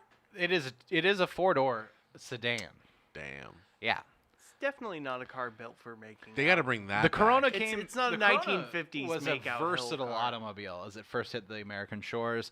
It was also slapped with a bunch of tariffs as the Japanese automakers, like the Civic, was coming to America at this time, as was Toyota with the Corona. And this is where I have a somewhat not direct skin in the game or Oh. direct knowledge of it. My like Scottish immigrant grandmother, like this was one of the first cars No that way. she had owned. Like this was in the family. My mother and uncle learned how to drive manual in a 3 on the tree manual Toyota Corona. Wow. Did That you wasn't part of the did it exist family. around your time? Did you ever get it? No, that car was long gone By the before time. before I was in the picture. My dad had a Dodge Raider. Oh yeah, Before that's a I- light truck. yeah. isn't it? Yeah. Before I came around, and it was the car he sold when he knew he was having another child. But yeah, this is the Toyota Corona. It was sort of like what Americans were introduced with. It came with a bunch of different configurations. There was It like looks British as hell, though. there was a coupe. Yeah, I mean they took some styling designs sort of from the Western world in a lot of ways. Yeah, this does look like it could be perhaps like an MG.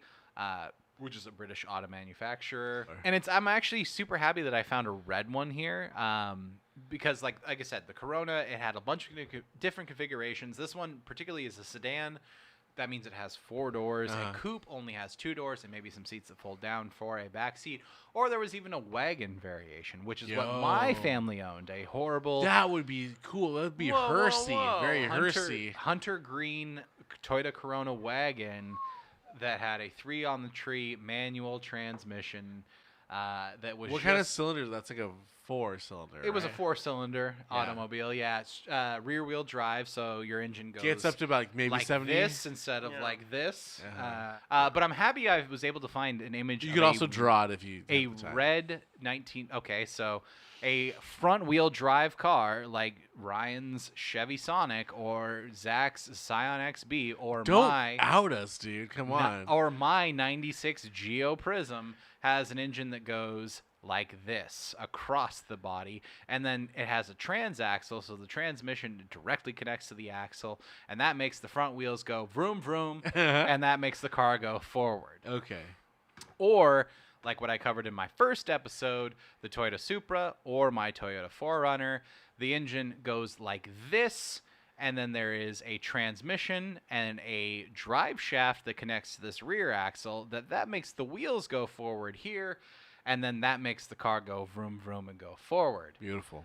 Sometimes, though, like in my 4Runner, there's also a transfer case that also sends a drive shaft to the front wheels, and then that makes all the wheels go at the same time, and then the whole thing goes vroom vroom, and that's why I can drive across any environment, anywhere, anytime. I did triple dog dare anyway. But yeah, so this is the Toyota Corona, and I was, like I said, 3 times now. I'm super glad I was able to find a red one, and I only say that because I interrupted myself, not you boys. Okay. Because Jack Safro sold a red Toyota Corona, and then 6 years later, one of the first people he sold a car to when he was a Toyota dealership owner, traded that Corona in for a different Toyota car. Maybe a Corolla, maybe a Oh, Celica. Are we going down a rabbit hole of? A little bit. Okay. A little, I'm buckling a little up. bit. So someone drove that car for about 6-7 years, enjoyed the hell out of it. It was a great vehicle that never broke Bought down it of them from from point A Safro? to point B.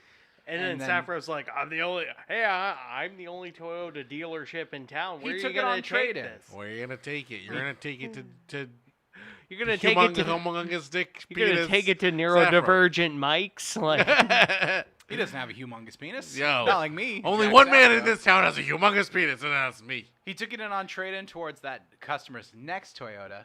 Okay. And then the second owner, who enjoyed it for several years. Why We're do I getting feel like to we're the going late towards like 70s a at this Timothy point. McVeigh? Like we're picking out the car Timothy McVeigh. like put it he's underneath gonna show Oklahoma like a City. grainy Like- news footage of Why? 9/11, and there's a Toyota in I the feel like back. this is a famous person that I'm bought pretty this sure new that was a Toyota. Skylark. Okay. Oh. And Okay. no Skylarks are involved in this. But no, right. the second owner also enjoyed this red Toyota Corona for several years, and then went and traded it in. And by this point in time, Jack Saffro, it's the 80s. Like, he's a well-established Toyota dealer, particularly in the Midwest region. He's kind of number one in the overall area of this entire continent that is the country of the United States of America. And you know what they did with it?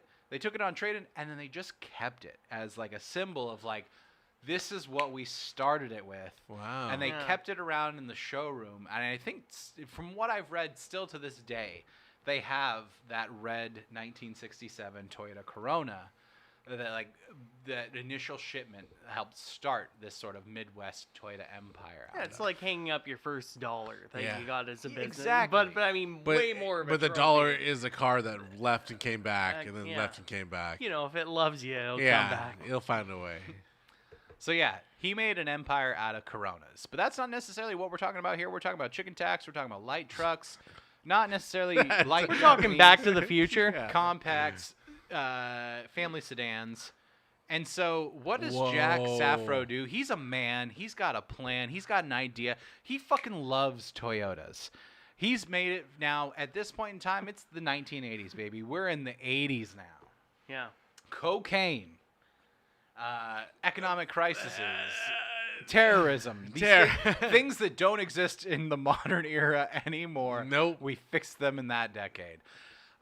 He was selling Toyota SR5 pickups. Even at the markup that they came with, he was getting customers because he'd become an established auto brand in the area, and they knew they could trust Jack Saffro. He had great customer service. He had an amazing service department, and he had a great relationship with his customers, and he knew that he could take these Toyota trucks that were a little more expensive, and he could take them up to the next level.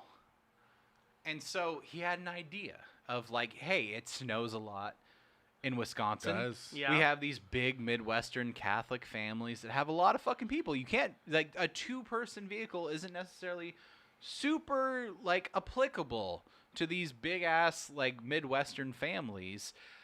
I think I can do something here. I think I can make something happen. And so he got together with some of the folks in Winnebago, which is a Midwestern brand. It has some offices in Wisconsin as well as a headquarters in Iowa. Also, for anybody that's like under 30, Winnebago made RVs. Yes, They still do. Yes, They still do. They still do, but they made the classic 70s RV that we all think of when we try to picture an RV in our mind. When we think of America going on vacation again, Yeah. we think of Winnebago. Was the Breaking Bad crystal ship in a Winnebago? I don't think so. I don't think so, I but don't it know was why. definitely like styled as Yeah. to what I think as the longer. Oh no, they Winnebago. set The crystal ship was they very, set very the, much like the the classic. standard of what a camper van, Yeah. or a recreational vehicle, an RV, a whole new Oh, we class should do of an vehicle. episode on Winnebago, huh? Yeah, maybe. The rise of Winnebag. I think this is the secret Winnebago episode. Ooh, That's for the Patreons. that's for the Patreons. So he gets together with some guys from Winnebago at the offices in Wisconsin, and he says, like, I think I can do more with these Toyota trucks. They're great. They got this four-wheel drive. They get around the ice and the snow. They never fucking break like these American shitty fucking trucks that are, need maintenance and they break down. These Japanese trucks, man, they take a licking and they keep on ticking. Cluckhole the fuckhole. They're great. Fuck, they never break.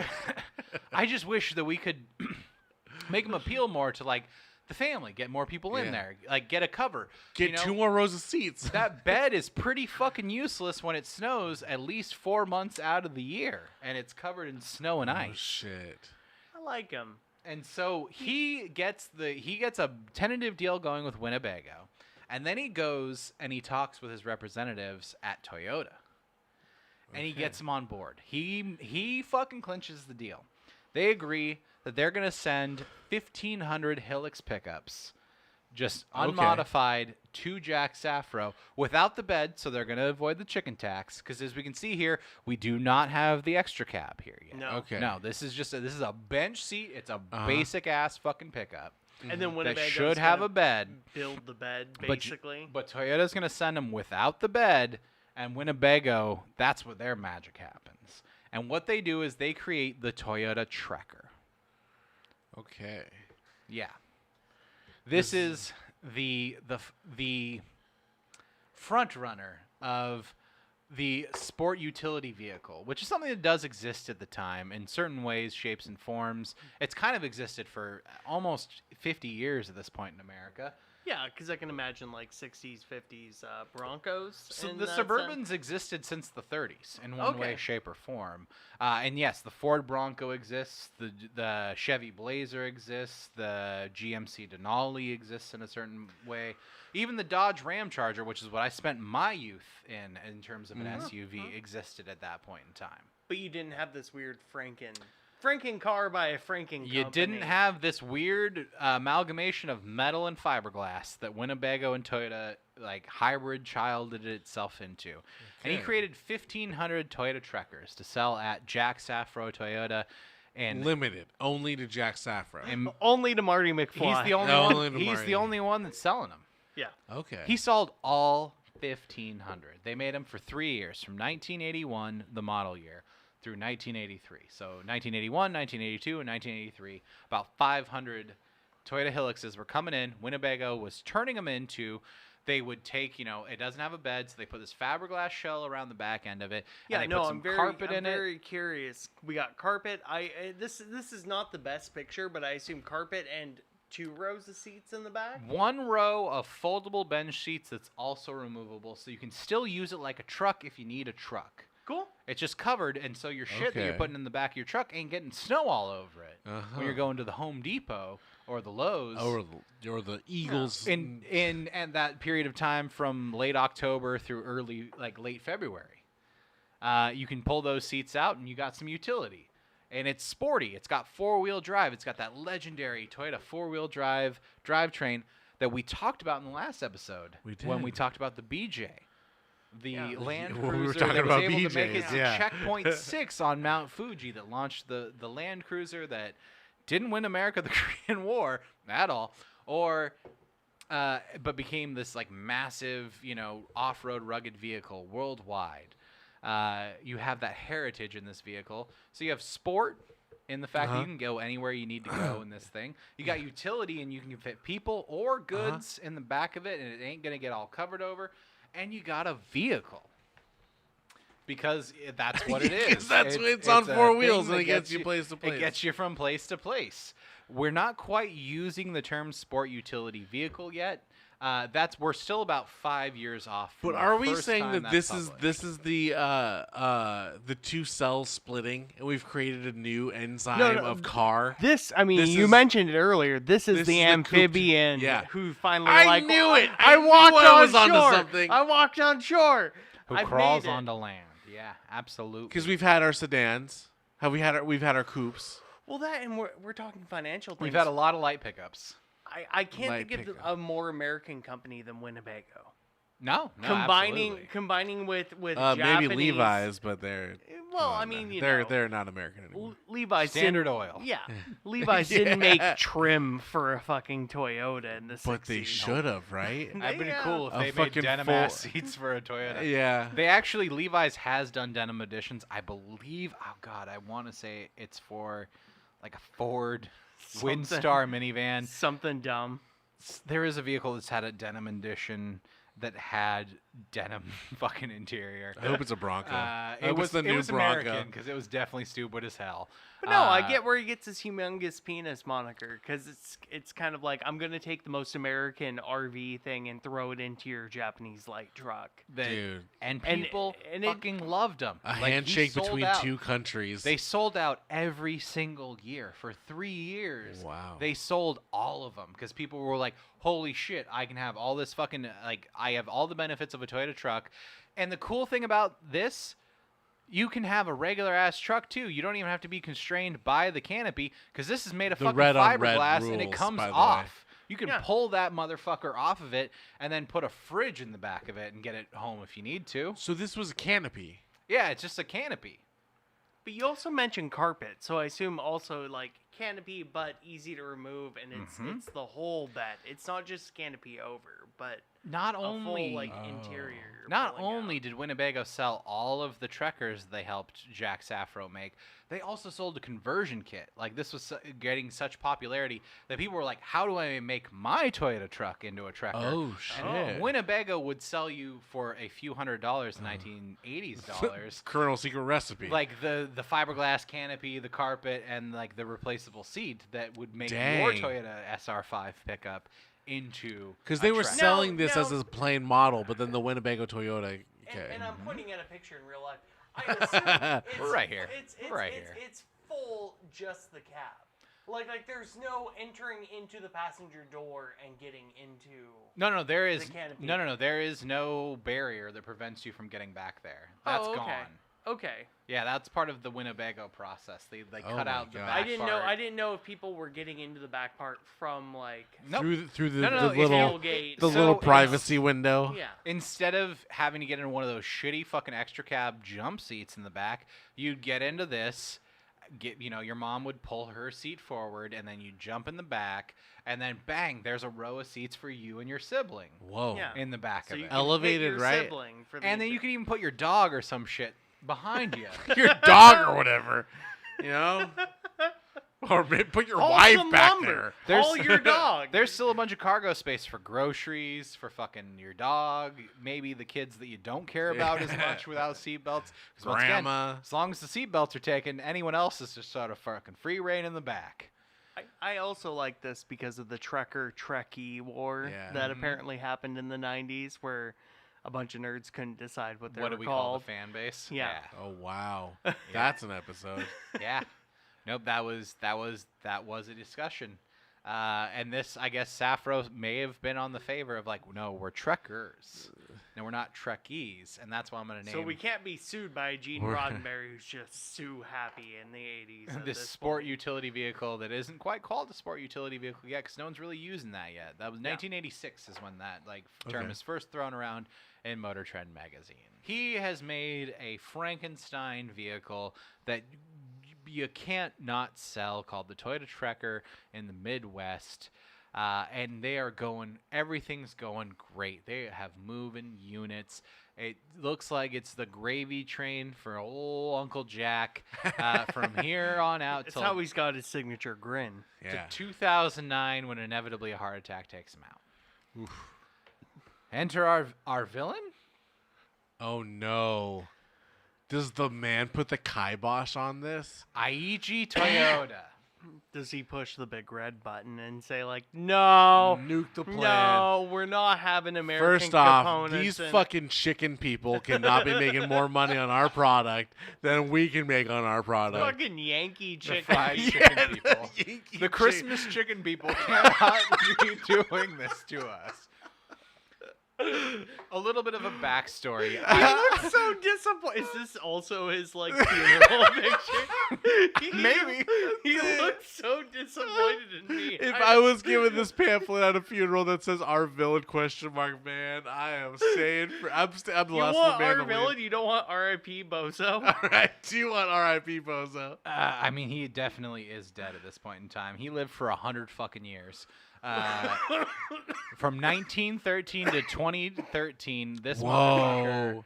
was in the shit. And he's a Toyota. Yeah. Yeah. But he's Before not. the- He's before not the, a Toyota. If you catch my drift, boys. My Oh. Tokyo Drift. He's the nephew of Kaiichiro Toyota. Okay. Okay. He's the cousin of Soichiro Toyota, and he's the uncle of Akio Toyota. He's Toyota real like royalty. Oh, He's he's in Toyota. the family, but he's not part of the direct family tree lineage from the founder to the current president of the company. Yeah. But Just like Aichi- wrong place, wrong time, wrong egg, wrong time. You know what I mean? But sometimes it does take that cousin to kind of get it going on. is he associated with the family though? He in the was business? at one He's point in in the time business? president of Toyota Motor Corporation and Yo. became chairman of the board when his cousin Soichiro Toyota became president in the late 1980s. Interesting. Yeah. Aichi Toyota was kind of the guy who was at the helm of the company while his cousin wasn't necessarily ready to take the reins from his father, Koichiro Toyota, the founder of the company. Before Who- Tony Stark came back, Yeah, There's he the was intro. He the was guy. in the cave making a suit out of parts. Yeah. He was the guy that set the fucking playing field. He saw Okay. him through like the 70s and the 80s and helped Okay. make Toyota a worldwide global brand. Well, what's the deal? Why are we looking at this guy? Why is he our villain? Why is he our villain? Yeah. Well, Aichi Toyota inevitably took notice that, goddamn, they are selling a lot of Hilux pickups out there in Wisconsin. He notices Wisconsin, but not like Libya. Yeah, yeah. Well, not yet. Like the Toyota Wait, there's war, not a war being fought with these the things? Toyota What's war going is on? it's still 4 years off, boys. We're still 4 years away from the Toyota war. But he was aware of the fact that yes, one of their American one of their American dealership owners had partnered to make some sort of hybrid vehicle out of the Toyota Hilux pickup, and he noticed that yeah, all of them sell. They're all selling. Everyone who was buying them fucking loves them. So why don't we just do that ourselves? Yeah, why don't we kind of just cut, Oh, cut him out? He got jealous. He's yeah. he's an industrialist. He's a capitalist, man. He saw profit He's- to be made, Takes and one to he's know gonna one. exploit it. and he's Drill, all baby, about drill. cutting out the middleman. And wouldn't you know it, a Oh, Toyota vehicle that has a second row of seats and a covered back area ain't subject to the chicken tax. Whoa, It's whoa, not whoa, a light whoa. pickup. It's So it too avoids the big. chicken tax, and it like puts the boot to Winnebago's collaboration with this one This single local dealership. American Toyota dealer, yeah. Well, I can see Okay. that, especially if you're like, you're.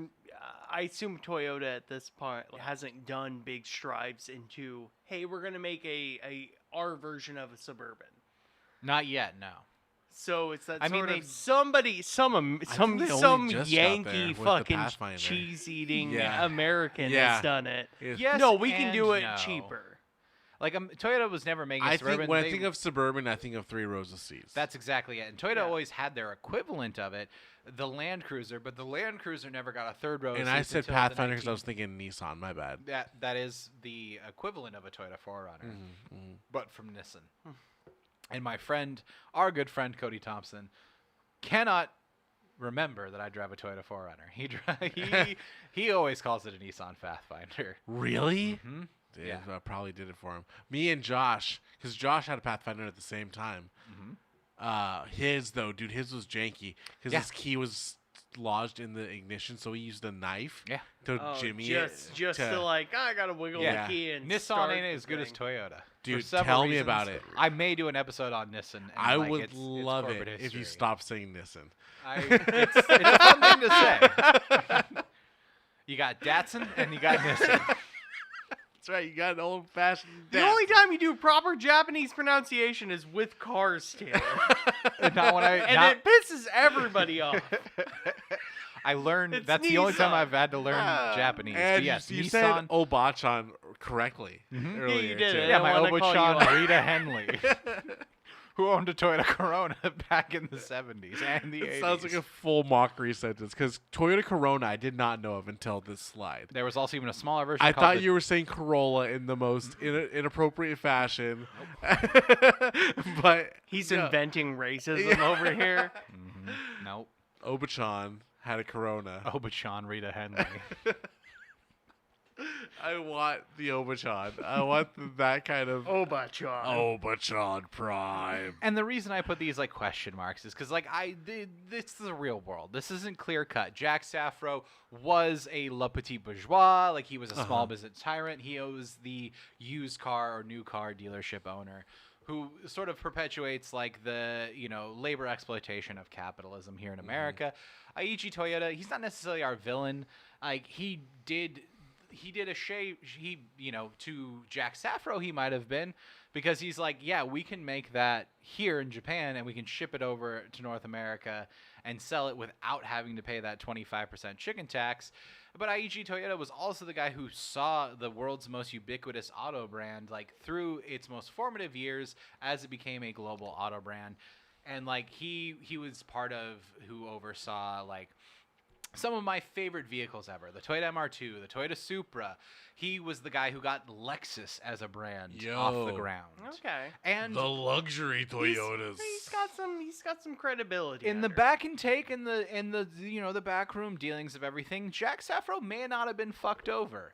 In the sense that, like, yeah, he got kind of effed on the Trekker with whatever will come to replace it.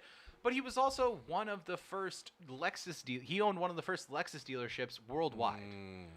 He was one of the first in the world to get a Lexus. It was an American man in an American city that had the first Japanese luxury car. As we look to move, I mean, that's quite a look to move into the Lincolns, your Cadillacs, your Chryslers. They're looking to compete on a global your scale. Scion XB Against the American.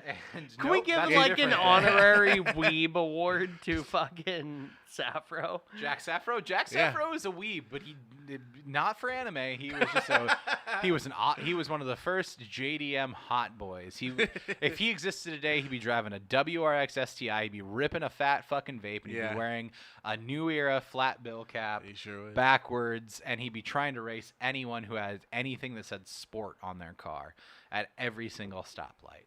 So IEG Toyota, he took notice and he realized, we can kind of just fucking do that ourselves. Yeah. It's a good idea to, sort of do what we did to the Land Cruiser in its non-ute formation to the Hilux, and we can kind of do that in North America and worldwide. And what did he create? Yo. The 4Runner. Oh my God. You're doing it, Taylor. This is the 4Runner episode, boys. I jangled those keys in front of you. I Yeah. talked about international global politics and trade just to get you to the 4Runner. Wow. I did it. I snuck it in at you. And so here we have the 5 generations of 4Runner. The 6th is on its way in the next few years. But we are currently at 5 generations of the Toyota 4Runner here in North America. Okay. Internationally, elsewhere is known as the Hilux Surf. Uh-huh. Is what it is known as. And as you can see, we're going to go through some generations here. Here we have the first generation Toyota 4Runner. Okay. And it's got a lot of Toyota Trekker in it, let me tell you what. It's really high. As you can see here, we have shiny black gloss here where there's painted metal. That and you can basically see the silhouette of the it wasn't the Hilux. It is a Hilux, man. It's a Hilux with a canopy you can live in. Mm-hmm. In the 90s, Toyota decided we're going to make trucks in America, and that's where you get the Toyota Tacoma. Everything prior to that, and even Toyota 4Runners after 1995, when the Toyota Dakota comes in, are still Hiluxes. These Toyota 4Runners are still generally more widely regarded by Toyota fans as a better vehicle than the Tacoma, because at a certain point in the mid-90s, Toyota Tacomas and then later Tundras began being made in Georgia by American labor. Really? Non-union labor, because that's how we lured the Japanese to come in here. It gave Toyota an opportunity to not give these building projects to their labor unions over in Japan, and instead they could exploit the rural South, the China of North America, anywhere in the South. Anywhere that was the Confederacy is effectively the China of North America. And that's inevitably where they moved them in. But 4Runners are still built off the Hilux chassis. They're still, to this day, manufactured in one of the northern prefectures of Japan and are shipped over on a boat to a sales floor here. And so we're going to go through some of the generations here. Like I pointed out, this is our first generation 4Runner. A lot of Trekker DNA left in this Yeah. motherfucker. Yeah. You got your shiny painted metal and the part that looks like a truck. It's got a cab and it's got a bed. And then, hey, it's real flat matte black here. That's because it still has a fiberglass roof. The first Yes. generation of the Toyota 4Runner, when they cut Safra out of the mix, they just made the fiberglass roof in Japan, and then they Still shipped them blowing me over away And they to that- just America. slide it in. That it was clamp just in it. a guy created a deal with another entity that would manufacture He did get the go-ahead from Toyota to run the to do experiment. this. Toyota Yeah, did yeah. give their blessing. He wasn't just modding the game, No. and then so He wasn't has doing his this own. under their nose. This is Gotcha. like if you taped a stick to like your fucking broom that you use to sweep up, and then suddenly like, Now you got Super Broom. oh my god, now 3M's. Yeah, 3M's 3M's decided we're gonna get him the camera, We're broom gonna do camera. that, but we're gonna do that in our own way. We're Hey, gonna congratulations. Make it We got the Swiffer now. Yeah. Yeah. Bam. That's a great analogy. I do boy. like from. Do we have a Generation 2 in the top right? Yes, this is a Gen 2 Foreigner. which From is there- which is from my there, Pathfinder era too. This is. That's, this that's got to is- be like 89 to 95. Nissan Pathfinders Yeah. did begin to hit the market because in 1986, when the first generation 4Runner hit the market, that's when things like Motor Trend and The Car and Driver magazine Yeah. began to use the term sport utility vehicle. Oh. There had been other mentions of it, like I said, in the late 1970s. Jeep Cherokee and the sales brochure did use the term sport utility vehicle, but it wasn't a widely, ubiquitously known term until the 4Runner hit the market and started killing it here in North America, that they needed a new description of, like, it's not a truck, it's not a van, it's not a sedan, it's not a coupe. What is it? It's a sport utility vehicle. It has sport, so you can go off-road. It's got utility, so you can do shit with it. And it's a vehicle that gets you from point A to point B. I like the Generation 2 because it looks almost special, like form fitted in its body styling. Even if it is still a Helix chassis motor and everything else, it's at least made to like, hi, we got some extra rows in the back of this. Like, it's not like your Generation 1, which just looks like an add-on. Well, and the to luxury of Helix. two more doors to the car too. So, you're yeah. not Were there pulling extended? down. Were there 4-door Helixes at all? The first generation Toyota 4Runner is No. only a 2-door. Okay. I actually had a great like Toyota guy moment about a week ago in the QFC parking lot off of Everett Avenue.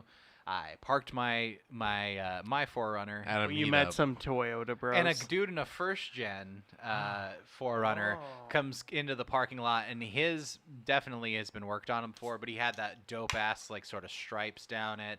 He Sick. had some ARB bumpers and stuff like that. His was a lot more built for off roading than mine, which is relatively stock. And like we sort of gave that like what's up, and then we both happened to be walking into the QFC at the same time. So I was like, hey man, that's a sick first gen 4Runner. And he's like, yeah, man, like, you know, have you ever owned one? I was like, no, but like, you know, I know all about them. Like, that's pretty cool. And he's like, yeah, you know, like, you know, it's great. It's not necessarily the best for city driving. Like, your third gen would be a little bit better for that. And I was like, yeah, for certain reasons. These first gen 4Runners are now starting to explode in value. They're incredibly desirable because course. they are much more of a utilitarian vehicle than some of the other later generations. They have what is a solid front axle up front here, and they did so until 1986.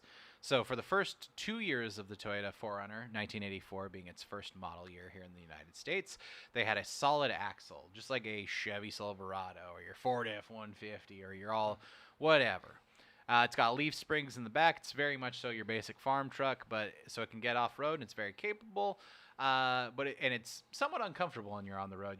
You feel every fucking bump in the road in one of these bad boys. It also has just a bench seat that folds down, and you don't have rear doors, but you do have a cool fiberglass top that you can lift off in the Real summertime, cool. and that way your back passengers can get absolutely buffeted by the wind as you go down the road. And yeah, it remained relatively like this was the forerunner that they tried the most experiments with. In 1986, they removed the solid front axle and introduced what they called IFS or independent front suspension, which are shocks like are on most cars. You have a central point and two different axles, It- basically for your. You front. don't feel like if there's a bump on the right side of the road, you're not also feeling it on the left side of your vehicle. Gotcha. You have springs that cushion it a little bit more.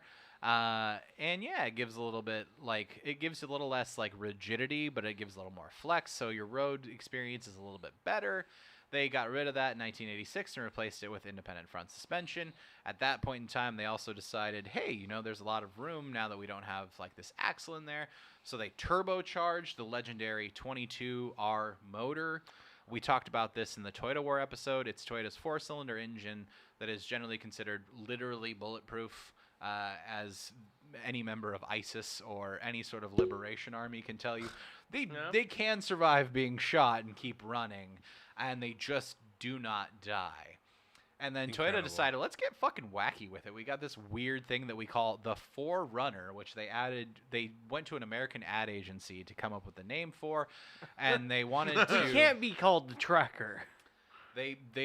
Yeah, exactly. Trekker's already taken. And so Yeah. the Forerunner is taken from the fact that a Four-wheel runner drive. is generally considered a vehicle, is a name for an off-road race. It's the Oh. one that is racing in the race. You have a pre-runner, which there is a Toyota that carries that nameplate later on down the road. That is your truck that you generally learn the off-road course, like a Baja 500 or a Dakar rally over in Europe and Asia, Central Asia and Africa. And then the race you run is in your runner, and it's a 4-wheel drive vehicle, so we call it the Forerunner. Okay. Yeah. And so this one remained relatively unchanged throughout the 80s. Inevitably, in 1988, they began to phase out the fiberglass top and put in a solid metal top into it. So there are some metal top first-gen Forerunners out there, but the ones that most people are looking for is what we see here, and it's essentially unchanged from the Marty McFly SR5 Yeah. Yeah. pickup. It just has a fiberglass back on it, some carpet, and some back seats. It's effectively the same fucking truck as that was another 4x4 custom for a Stradland Toyota or whatever it was. Yeah. And from Generation 2, we basically see And then we get into we're making Generation it like 2. this. Yeah. And no, It's an SUV. We've committed. We've committed, guys. We've committed to SUV. yes, we're now on it's SUV. This fucking hood is on it if you like it or not. Mhm. You can't take this off anymore. We got a metal roof now. It's Generation 3, the big picture in the middle. In the middle, yes. There's something that happened.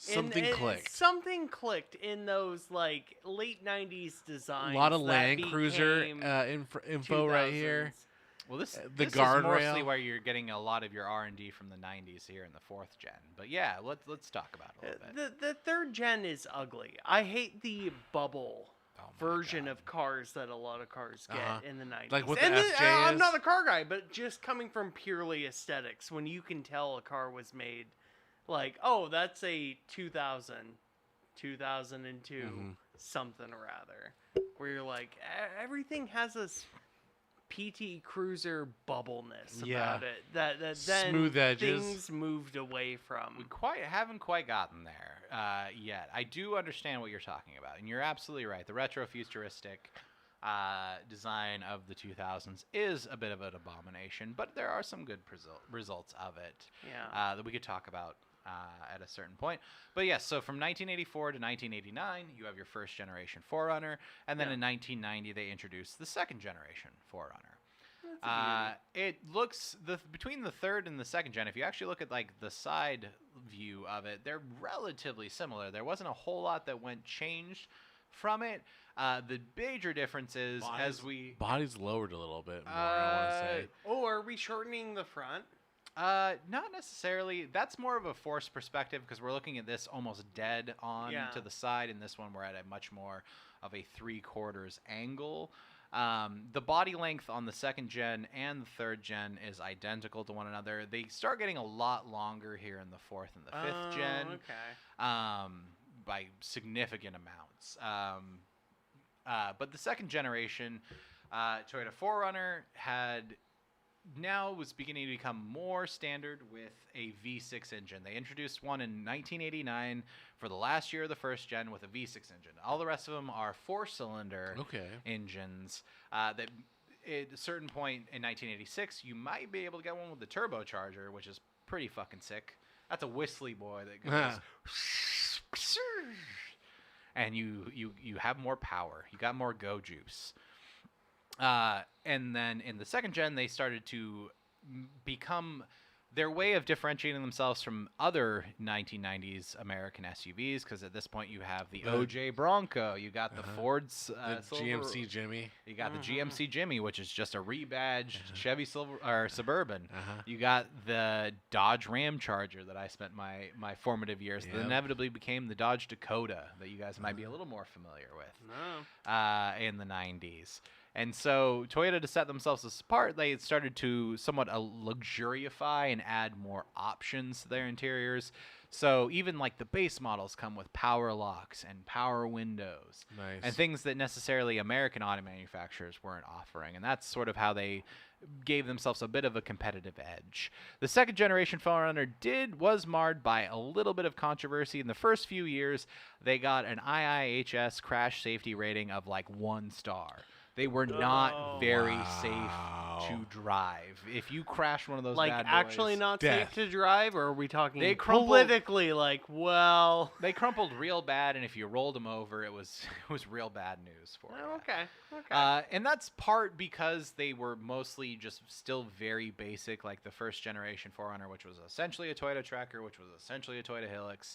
Yeah. And also in the 90s, we started to be like, people should maybe not die as often when they crash their car. We got soft. We need to start like raising the bar on like why let them die. Shouldn't die. And so the second generation, almost immediately with its low crash test safety ratings, they kind of went with some immediate like, okay, we'll just weld in more bars and shit and make it a little more rigid and a little more likely less to kill you when you crash it. But almost immediately they started to formulate the third generation for it. Okay. Bigger doors, bigger body. It's pretty much same length from fucking I'm not cluckhole to fuckhole. It's basically the same thing as the second generation. I'm not saying lengthwise, but like they're making creature more. The fascia is different. You have, instead of recessed headlights like you have here on the first generation 4Runner that you can see, and you would be able to see on the second generation 4Runner, now the headlight bezel goes to flush with like the front of the truck itself, and for disclosure, this is the generation of 4Runner that I am most preferential to. It is the generation of 4Runner that I own and drive. Really? And there's a few reasons behind that, because it is sort of the last generation of 4Runner that holds true to that Jack Safro Toyota Trekker philosophy. Now, this is the last generation of 4Runners that was offered with a 4-cylinder engine. Not many were made. You had to get the base package, your bare bones, cheapest possible fucking model that still came with your power locks, your power windows, and all the luxuries of every other model of 4Runner, the SR5 and the Limited, and then even the Toyota Highlander, which started as a trim package of the 4Runner and then became its own soccer mom mobile in the mid-2000s. So it bridges. You had to ask for nothing to get the 4-cylinder. You had to be the cheapest motherfucker on the world to get a 4-cylinder Toyota 4Runner, as opposed to a V6. And at this point in time, they had upgraded from the second generation's belovedly nicknamed 3-point slow V6 engine to the 3.4. Got their ass. Yeah, the second generation 4Runner had a lot of issues. One, it wasn't super reliable if you were wanting to live through a car accident. And two, those people can't talk about how reliable it is. It had a V6 engine, much like your old Sonoma, that had a proclivity of popping head gaskets. Oh, yeah. Long before they even hit 100,000 miles, the head gaskets were. Nobody pushed the big red button. Nobody pushed the big red button to fix the head gasket problem. And so even though shaking the my second head. generation 4Runner sold very well, and there are still many of them on the road to this day because of Toyota reliability, once you fix the head gasket problem, the third gen was sort of the answer to what all of the issues the second generation had to offer.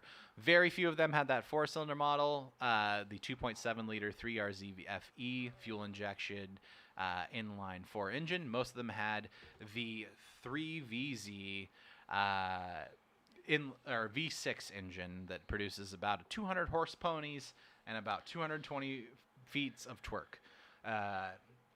The Fuck yeah. 3RZ has 150 So horse much. ponies at the ranch and A about lot of 100 horses. 150 foot-pounds of torque going on under it. And it sold from, so this one was from 1990 to 1996. From 1996 to 2002, you have the third generation 4Runner. Another reason why I have such a soft spot in my heart for this generation, it was the last generation of 4Runner offered with a manual transmission. Which is No. what you drive, right? Which is what Right I now. got. Yes. Very few of them were made. About 5% of all the 4Runners, no matter what their package, whether it be base, SR5, Limited, or Highlander, had a manual transmission in them. And so it was the last generation. When you get to the fourth generation here, where it's nothing but V6s and an optional V8 engine, that they're all automatics. And this is where Toyota began to embrace the fact that, like, not a lot of people who like to go up a mountain the hard way are buying 4Runners. It's a lot of fucking soccer moms that just need to get to the Walmart and So they it just gets need to get soccer their kids. momified from 3 to 4. This is where it loses a little bit of that Toyota Tracker Jack Safro spirit. They offered a V6 or a V8 engine, and there's a lot more of these models from fourth generation onward where they offer two-wheel drive instead of four-wheel drive. So it's just the rear wheels that are turning because if, God damn it, if it snows, you're not going out in it. If it's icy, Becky, if it's we're snowy, not going to we're your fucking baseball so game. as you see, first generation 4Runner very boxy. We put a little curve in it in the second generation. Third generation, pretty. Oh, you it's know, curved. it's rounded. Yeah. Uh-huh. And then you finally get to the fourth generation, like No hard edges. 2003, all the way up until I believe Can't poke yourself with this car. 2011. I start to peter off my interest in 4Runners in this generation. Sure. 'Cause I guess I have It pontificated looks like before. everything else. This is that's where it come becomes out. the soccer mom mobile. Like they no longer offer the legendary inline 4 that had developed all the way back from the BJ fucking Land Cruiser that made its way up of Mount Fuji. Like that pedigree finally dies in this generation of 4Runner, and they're just offering a 3.4 V6 or a 1UZ FE V8 that you would get out of a Lexus LS or a Toyota Tacoma or a Toyota Tundra. Just dropped so many Yeah. like names right there. I know whatever that's letters about. and I know none numbers. of these anime Yeah. characters. These are my anime characters, and they're called trucks, Ryan. This is my Hunter x Hunter or my Jujutsu Kaisen. Preach, brother. Yeah. Go off, King. It's sometimes called Initial D, but they didn't do a lot of trucks in that one. Understandably, it was more about drifting cars. There And needs you- to be an initial T. Initial T for truck. It's all trucks. And I can say from experience, you can drift a 4Runner if the conditions are right. But you probably shouldn't because they AKA are wet roads. they do have a proclivity to roll the fuck over like any other. Yeah, They are big This and is gangly. 5. Like, tell me which car rolled over, and I go, all 5 of these, officer. I would say the This first four. entire lineup did it. They Sir, all rolled over. I cannot identify. We'll talk them about a right. little bit about my fears of rolling over a third generation, maybe in a minute here. But yes, so fourth generation, it starts to lose its soul a little bit and become what the 4Runner is now. It's offered in a rear-wheel drive only. It's not an off-roader. It is something for mom to get the kids to soccer. But if it's the four-wheel drive model, that's something for mom to get the kids to soccer on top of a fucking mountain. Because there is still TRD models, Toyota Racing Development. Their pedigree of racing history between like motocross, Le Mans, F1 Mans. races, Baja, Formula One? Dakar, like their racing division for 40 plus years that does make like special parts for your car, whether it be a skid plate or a reinforced drive shaft for your off-roader, or headlight washers for your Toyota Supra. It kind of covers the full spectrum of aftermarket secondary parts to add some provenance to your particular Toyota.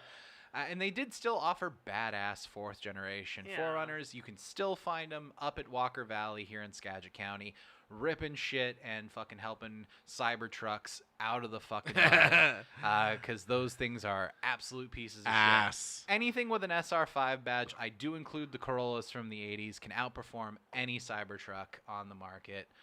Get at me, Elon nerds. I won't be listening. And then we finally, as I'm talking about as an evolution of body lines, this is our last very curvy, very 2000s as we get into the 2010s and now into the 2020s. A very long in the tooth 5th generation Forerunner that is soon to be replaced by a 6th generation Forerunner does start to add a little bit of boxiness back into the build. I'm gonna be an aesthetics boy on this though.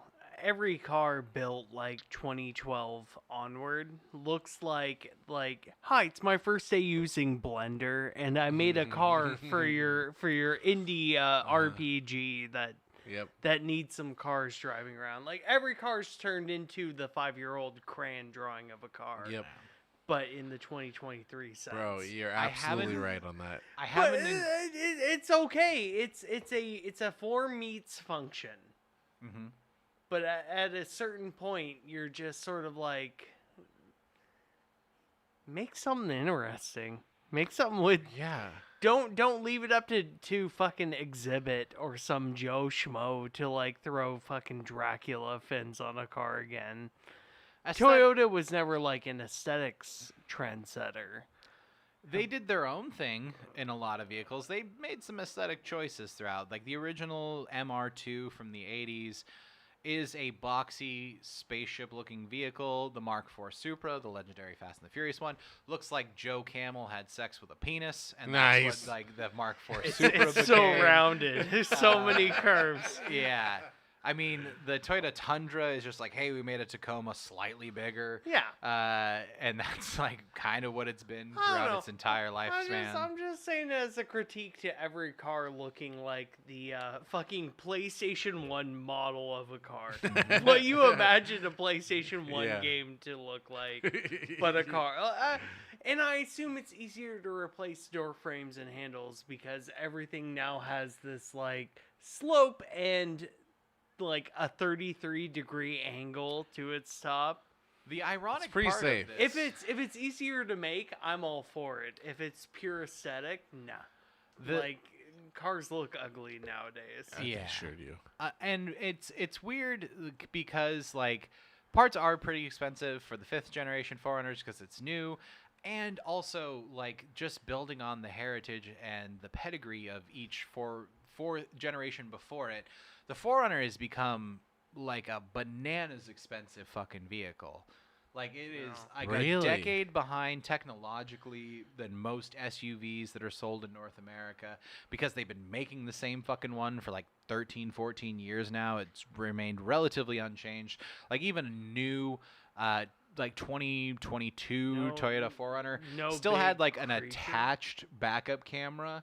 It's not recessed into the body of the vehicle every fucking new car that's been made for the past 7 years, just because Toyota's philosophies of Kaizen and we built this thing to make sure that it's the best it possibly can be, and we don't make changes quickly because we know that we have a solid foundation, has led to this very long in the tooth generation of 5th generation Forerunner that, in its TRD and TRD Pro packages is still a very capable off-roader that can get it done and is winning races with the Tacomas and the Tundras that TRD is putting out into Baja and Dakar and many rally off-road. But all the while this time they races. are still making the Tacoma, and they're making the Tundra, which is just a bigger Tacoma with a V8. It's meant to compete with your F-150s, your Rams, your Silverados. It's the same chassis. It's a V8, pretty much from the get-go. Huh? No, it's not the same chassis. It's slightly longer, slightly bigger, slightly wider. It's an American truck from a Japanese auto market for an American audience. incredible. Here I thought it was Incredible just imitation, too. like a body style or No. something like that. No, the Tundra is its own beast. It's the big, we're hardy, like you're the foreman. You are the small business tyrant of this construction company truck. Imagine if Toyota made a dually, too. Like if they had a car that was a 6-tire truck. I'm after so many episodes, I'm convinced that it's a matter of taste. If dualies were selling well enough to where like some fucking Ico Toyota decided, I don't know. I mean, you can always throw some spacers on and put on a second set of wheels if you really need one on your Toyota truck. Where there's a will, there's a way. I mean, but like a really big production. And that Toyota was such a trusted truck brand that they would be giving you that extra oomph to be the one that's hauling the horse trailer down the highway. I mean, all a dually really gives you a slightly more contact patch. You can always it makes your penis bigger. Everybody knows that. You're driving with Driving 6 a wheels. dually. It makes your truck more impossible to park. It surely does. It makes it like a bull. Your car goes from a horse to a bull instantly. Your when car you have... did not skip out on leg. Yeah, It's got exactly. 2 wheels in the back. Exactly. It's got more shit that can break. And that's probably another reason why Toyota's never done a dually. It's like, it's more things that can break. Yeah. We're going to simplify, reduce, keep things that are on the road for 1,000,000 fucking miles and 1,000,000 fucking years. That's why, like, if you go up to Walker Valley, you could see any generation of 4Runner tearing up the trails at any given time because, even the new ones still are capable of doing it, and the old ones have that fucking Toyota reliability to stay on the road through miles and miles and miles of abuse. Which brings me to our final slide, which is the Roberts 4Runner. Oh, the That's specific actually it. 4Runner in question. I love it. This is my 4Runner. I took this picture at about noon today. You can see my dumb, That's a goofy good ass. picture. That's great. Thank you. It's a Getty Images Yeah. picture of a fucking You can 4Runner. see my dumpy ass taking a squat to get this picture while I'm also running back to my work computer to get this presentation done. And, dude, how long did the box over the license plate take? 2 seconds, thanks to the program called Snagit. But no, this is the Roberts 4Runner. It is my 4Runner that I've been talking about when I discussed the 3rd generation 4Runner. This is a 4Runner. There are many like it, but this one is mine. Yeah. And Man, look at it. to my case in point as well, I actually did do a survey as I was coming up to record this with you tonight, boys, and I saw 19 4Runners between my apartment and the studio where we are recording this. 4Runners in Roughly general? 35 miles. Or 4Runners of And your era? I've got some numbers as Okay. well. Oh, my wow. gosh. Well, Amongst these the are 19 numbers, 4Runners that I saw, 19. there was one first generation 4Runner. Okay.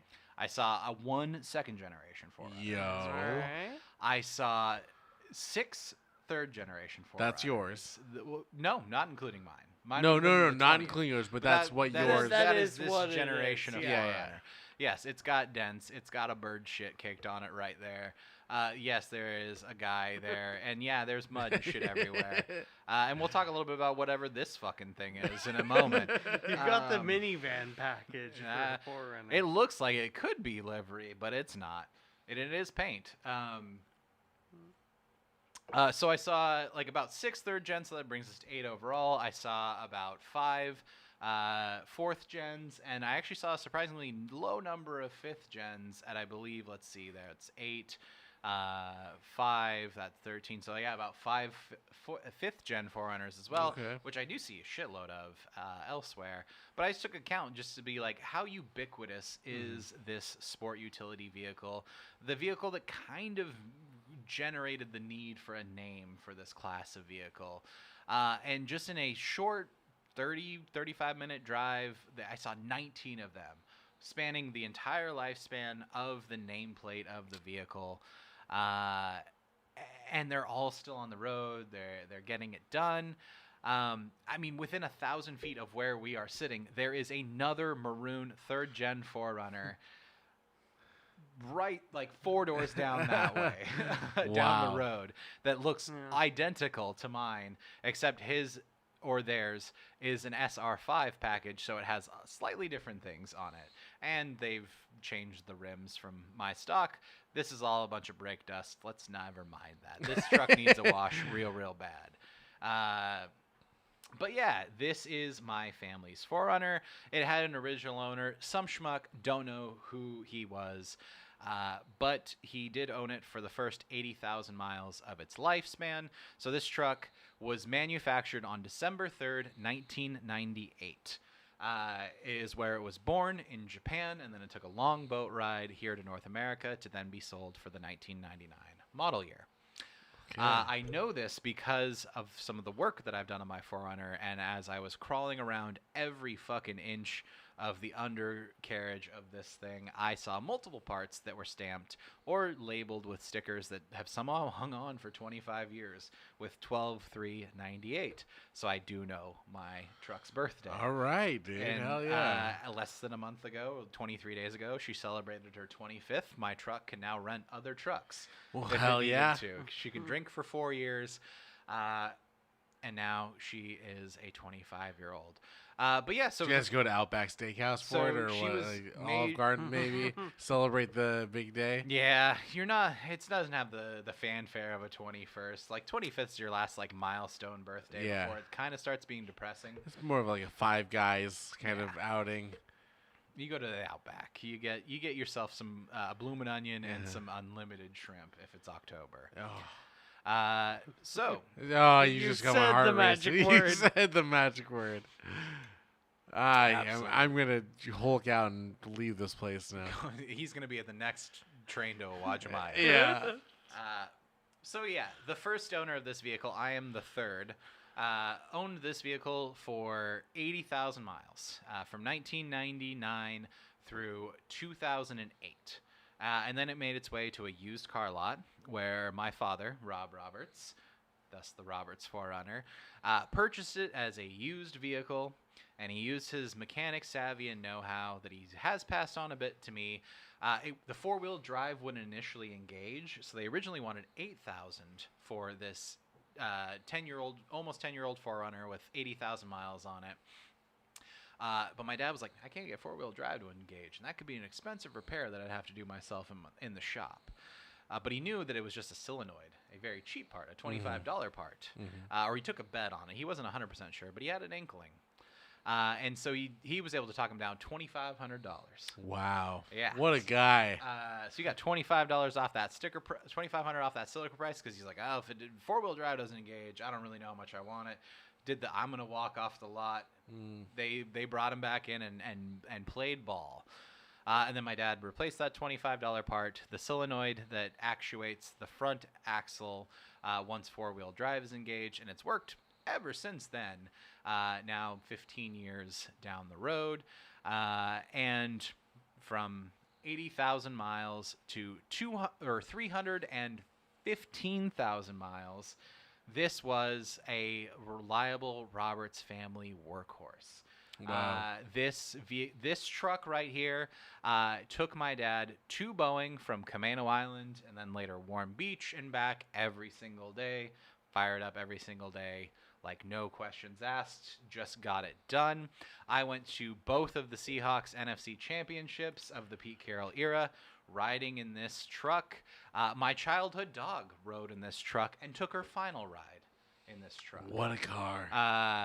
And then in 2021, I was in need of a vehicle, and my dad was in need of something a little more fuel efficient, so we kind of did a swapsies of my Geo Prism for his Toyota 4Runner.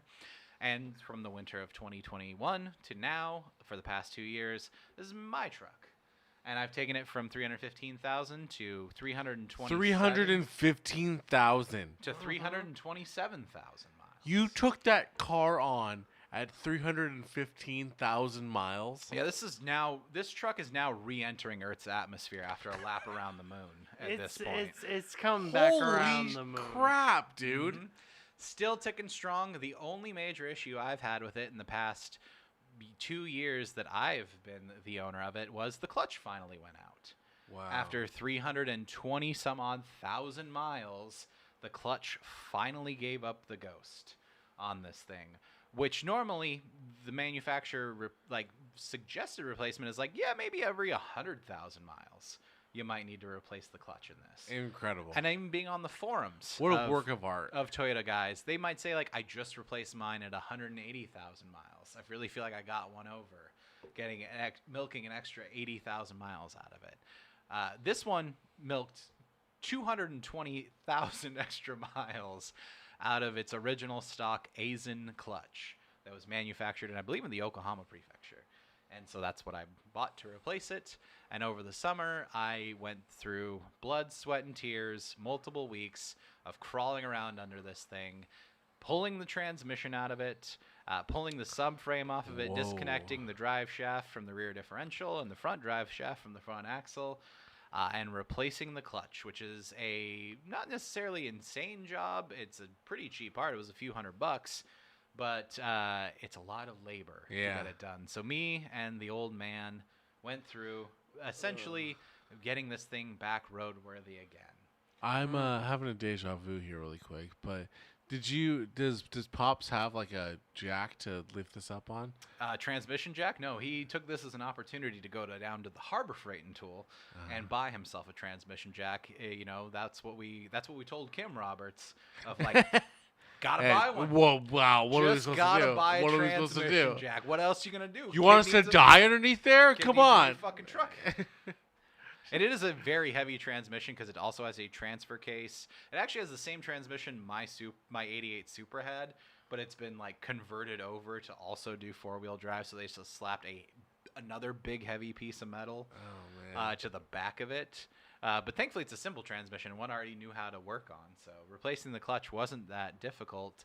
But yeah, no, a lot of effort, a lot of weekends. My left middle finger knuckle still hasn't fully healed yet. Now 5 months down the road from when I absolutely lacerated the shit out of it trying to put the new flywheel onto the crankshaft, and I slipped and I filleted my finger. Oh, That's the blood. A lot of sweat because it was the middle of July in an unair conditioned garage. So many tears. Yeah. And some tears, unrelated things, just family dynamics and, pride. And thinking about, too, how, hey, for the past 2 years, I've started to, come into my own and make a life in it. This is the truck that my childhood dog last took her ride in on the way, on that last ride. And now it's the truck that I take my dog to the park in. Wow. And I take the people that I care about, just like my dad did on all the road trips, and just commuting that my dad did, on those trips. I do that with my friends and family now. Nice. Case in point, the first crucible I put that clutch through, you were in the passenger seat along for the ride when we went all the way up Mount fucking Baker, and we were stuck behind a road painting crew. So I had to put this really new clutch immediately from the frying pan into Through the hell. fire, and we went 30 fucking miles up a mountain, and I was only ever in first gear because we never went faster than 10 miles an hour.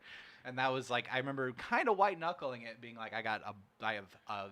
the cargo hold here in the back is absolutely full of camping gear. We are cluckhole to fuckhole loaded with camping gear, and every single seat is taken up by a dude. This is the most laden this truck has ever been. It's got a fresh, untested clutch, and we are stuck behind a thing the painting fucking a line. thing painting the street. And she did admirably.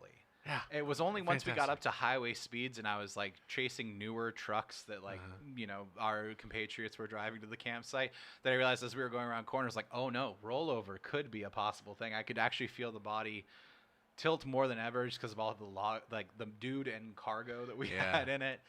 But yeah, it was a great test, and it still goes great. I took it over Stevens Pass to get to Leavenworth a week ago. And this thing just keeps on ticking. I love myself an SUV. Dude, I miss having a Pathfinder, dude. I miss having a SUV, high off the ground car. Just, And so my love for this vehicle, I was never I thought the 4Runner was okay, when my dad originally got it, and like it was just something I could use to get around whenever I needed to get to the grocery store or something. As a work from home person, when I traded my dad for a more so he could have a more fuel efficient ride for his commute. But like I've really come into something, and I've always had an appreciation for Toyotas of various models. This is the third Toyota vehicle I've owned that I've gotten over 300,000 miles. Like, they just never fucking die. They never break, and they're super easy to fix when they do. So if you know what you're doing, you can keep one on the road forever. And like you brought up earlier, we're in an era of like planned or manufactured obsolescence. Like, things are supposed to be as disposable as possible.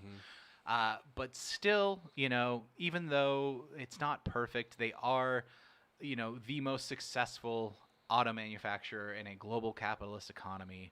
But like this family business, arguably, is still manufacturing a machine that is like something that like can go through generations of families. And like you can make memories in them, and like it can be that machine that you rely upon for the like the things that you need to do for decades upon decades. Not to be sentimental old lady about it, but it's like an if these walls could talk. If these wheels could talk. If these wheels could squeal. If these wheels could squeal. If these belts could squeal, and they do. But I mean, it just goes to show, like. But we've seen this Toyota commercial too, right? The dad buys the car, and his wife is in labor, and then the next scene is the kid in the car seat. They're taking Julie to the soccer game. It's her car now, and her husband's taking Bye, her Dad. to the, I'm leaving to college. Yeah. There's currently a Toyota Tacoma commercial. I that know has there is a millennial or maybe zillennial woman who has herself a brand new Toyota Tacoma, and she's going to all the places her grandmother went. Her Toyota SR5 pickup with her grandpa, and she's recreating the memories, and she's back in time for the holidays. And you see that SR5 sitting in the driveway, still as pristine and running as it ever was. And the new Tacoma and grandmother and granddaughter go through these like symmetrical photo albums of the journeys that they've gone on, and they share with their little together Toyotas on the holidays. Let's go places. Advertisement is such a fucking bullshit. It's such fucking ethos, pathos, fucking. How hard can we pull? I don't know. Make a kid. Don't you fucking want this? Disabled kid plays piano. I don't know. Says somebody. Bam! You got an Acura commercial. Acura's still around. Oh yeah. What brand is that? It's Honda. It's Honda's luxury. That's Honda's luxury. It's Honda's Lexus. What is Chevy's luxury? GMC? No. Cadillac. Ah, damn it. Really? What's Ford? Mercury? Mercury or Lincoln. Lincoln. Damn. Thank you. Thank you for the The hierarchy. one that kills presidents that I just found out tonight. In Continental. 1963. November 22nd. But yeah, so that is how we got from a pissing contest of a global economy over poultry and the prices of it to the vehicle that I hope to make run the rest of my life. Something that is an heirloom of my family. That Incredible. I like, that, has been my family's most loyal soldier. Wow. Beautiful story. Much appreciated. Yeah. Thank you, boys. It's a good robot. It's a great machine. Yeah, great machine. Great machine. Do we have any final thoughts? No, I mean I liked it. Yeah. I trying to get all the final thoughts into this slide here where I talked about it would be hey But you I would. sneakily did something that's very emotional and personal for yourself. And even though there were so many setups, I know in your head as you were setting them up, you were saying certain things specifically. I still did not see. that I was going to talk about my 400. No, unfortunately, I was so fucking blind to that and the generational thing. Just talking about how it can last for generations. Incredible, because it did for your film. Yeah, absolutely. What a tale! What a tale! Oh, so many things I want to do. Oh, I didn't even talk about it. This is latex paint. My dad was on Frank Waters Road, and some asshole, like everyone does on Frank Waters Road, thought this is a dump. Yeah. And he just threw a bunch of latex paint into the road, and my dad didn't see it. It's on not his... mud. It's somebody's beige. What? It that looks they're like it's throwing. mud. It looks like I'm always doing cool truck shit. Although, if you notice, it's only on the driver's side of my That's car. I've incredible. never noticed this. Yeah. That looks like it's seasoned for your driveway that you have to run through every day. Nope. But This no, it's some this is jackass latex paint. throwing out We some just went, latex. I'm going to take these 3 5-gallon buckets of latex paint and pour them What? over Frank Waters Road because I don't need it as no somebody more. goes by, And then my dad ran through that paint on his morning commute. So it's like Wow. 5:30 in the morning, still dark out. You didn't see it. And then the front wheels kicked up that latex paint across the back end there. I mean, it's an art installation now. Mm-hmm. Yeah. It always looks. I like could, if I really spent a lot of time with like a plastic razor blade, I could get rid of it all. But I mean, it looks like you go mudding. So It looks like I do cool truck shit in my truck, which I rarely ever get often Yeah. get the chance to do. And inevitably, like, once some other expenses like a house are out of the way, and I'm in the process of getting the Prism back on the road at the moment. Ooh. I do plan to hopefully park this thing and actually do a full like engine rebuild on it to ensure it gets to that like 600,000 mile mark, and essentially try and like for what I think would roughly take me about $14,000 piece by piece over time. Effectively give myself a brand new 99 Toyota 4Runner. Between like doing some of the body work, getting it repainted, refreshing the engine, the transmission, the drivetrain, replacing the interior, which so many miles on it I didn't even get to say in the episode. If you look at where the gas pedal and the clutch pedal are on my 4Runner, there are holes worn through the carpet because of 25 years of people like moving their feet across. Yeah. Taylor, I'm going to ask what anybody other than us is going to ask. I'm going to ask the pertinent questions. Did you cause this dent? This dent up front here? This? No. Did you do this? No. Is this Oh, I you? didn't even It see is that. not me. The 4Runner came to me this way, and it might have even come to my dad this way. I tried to ask about some of the dings and dents. I am responsible for one dent on the 4Runner. I will admit to that. This summer when I was helping my girlfriend Grace get her grandmother who had sudden onset dementia moved out of her apartment into a adult family home. I was at her apartment complex and I was backing into a parking spot. I backed into multiple times. It had a parking warning sign that you could remove and pull out. Mm-hmm. Didn't realize that someone had put it back in between the loads that I was taking, and I definitely hit it. So there's a little bit of a bump in the back of the tailgate that I had put in there. All the rest of the dents I am not responsible for. There's also, if you go to the rear passenger bumper, it's dented in, and you can see It's a some beauty dents kit. around the.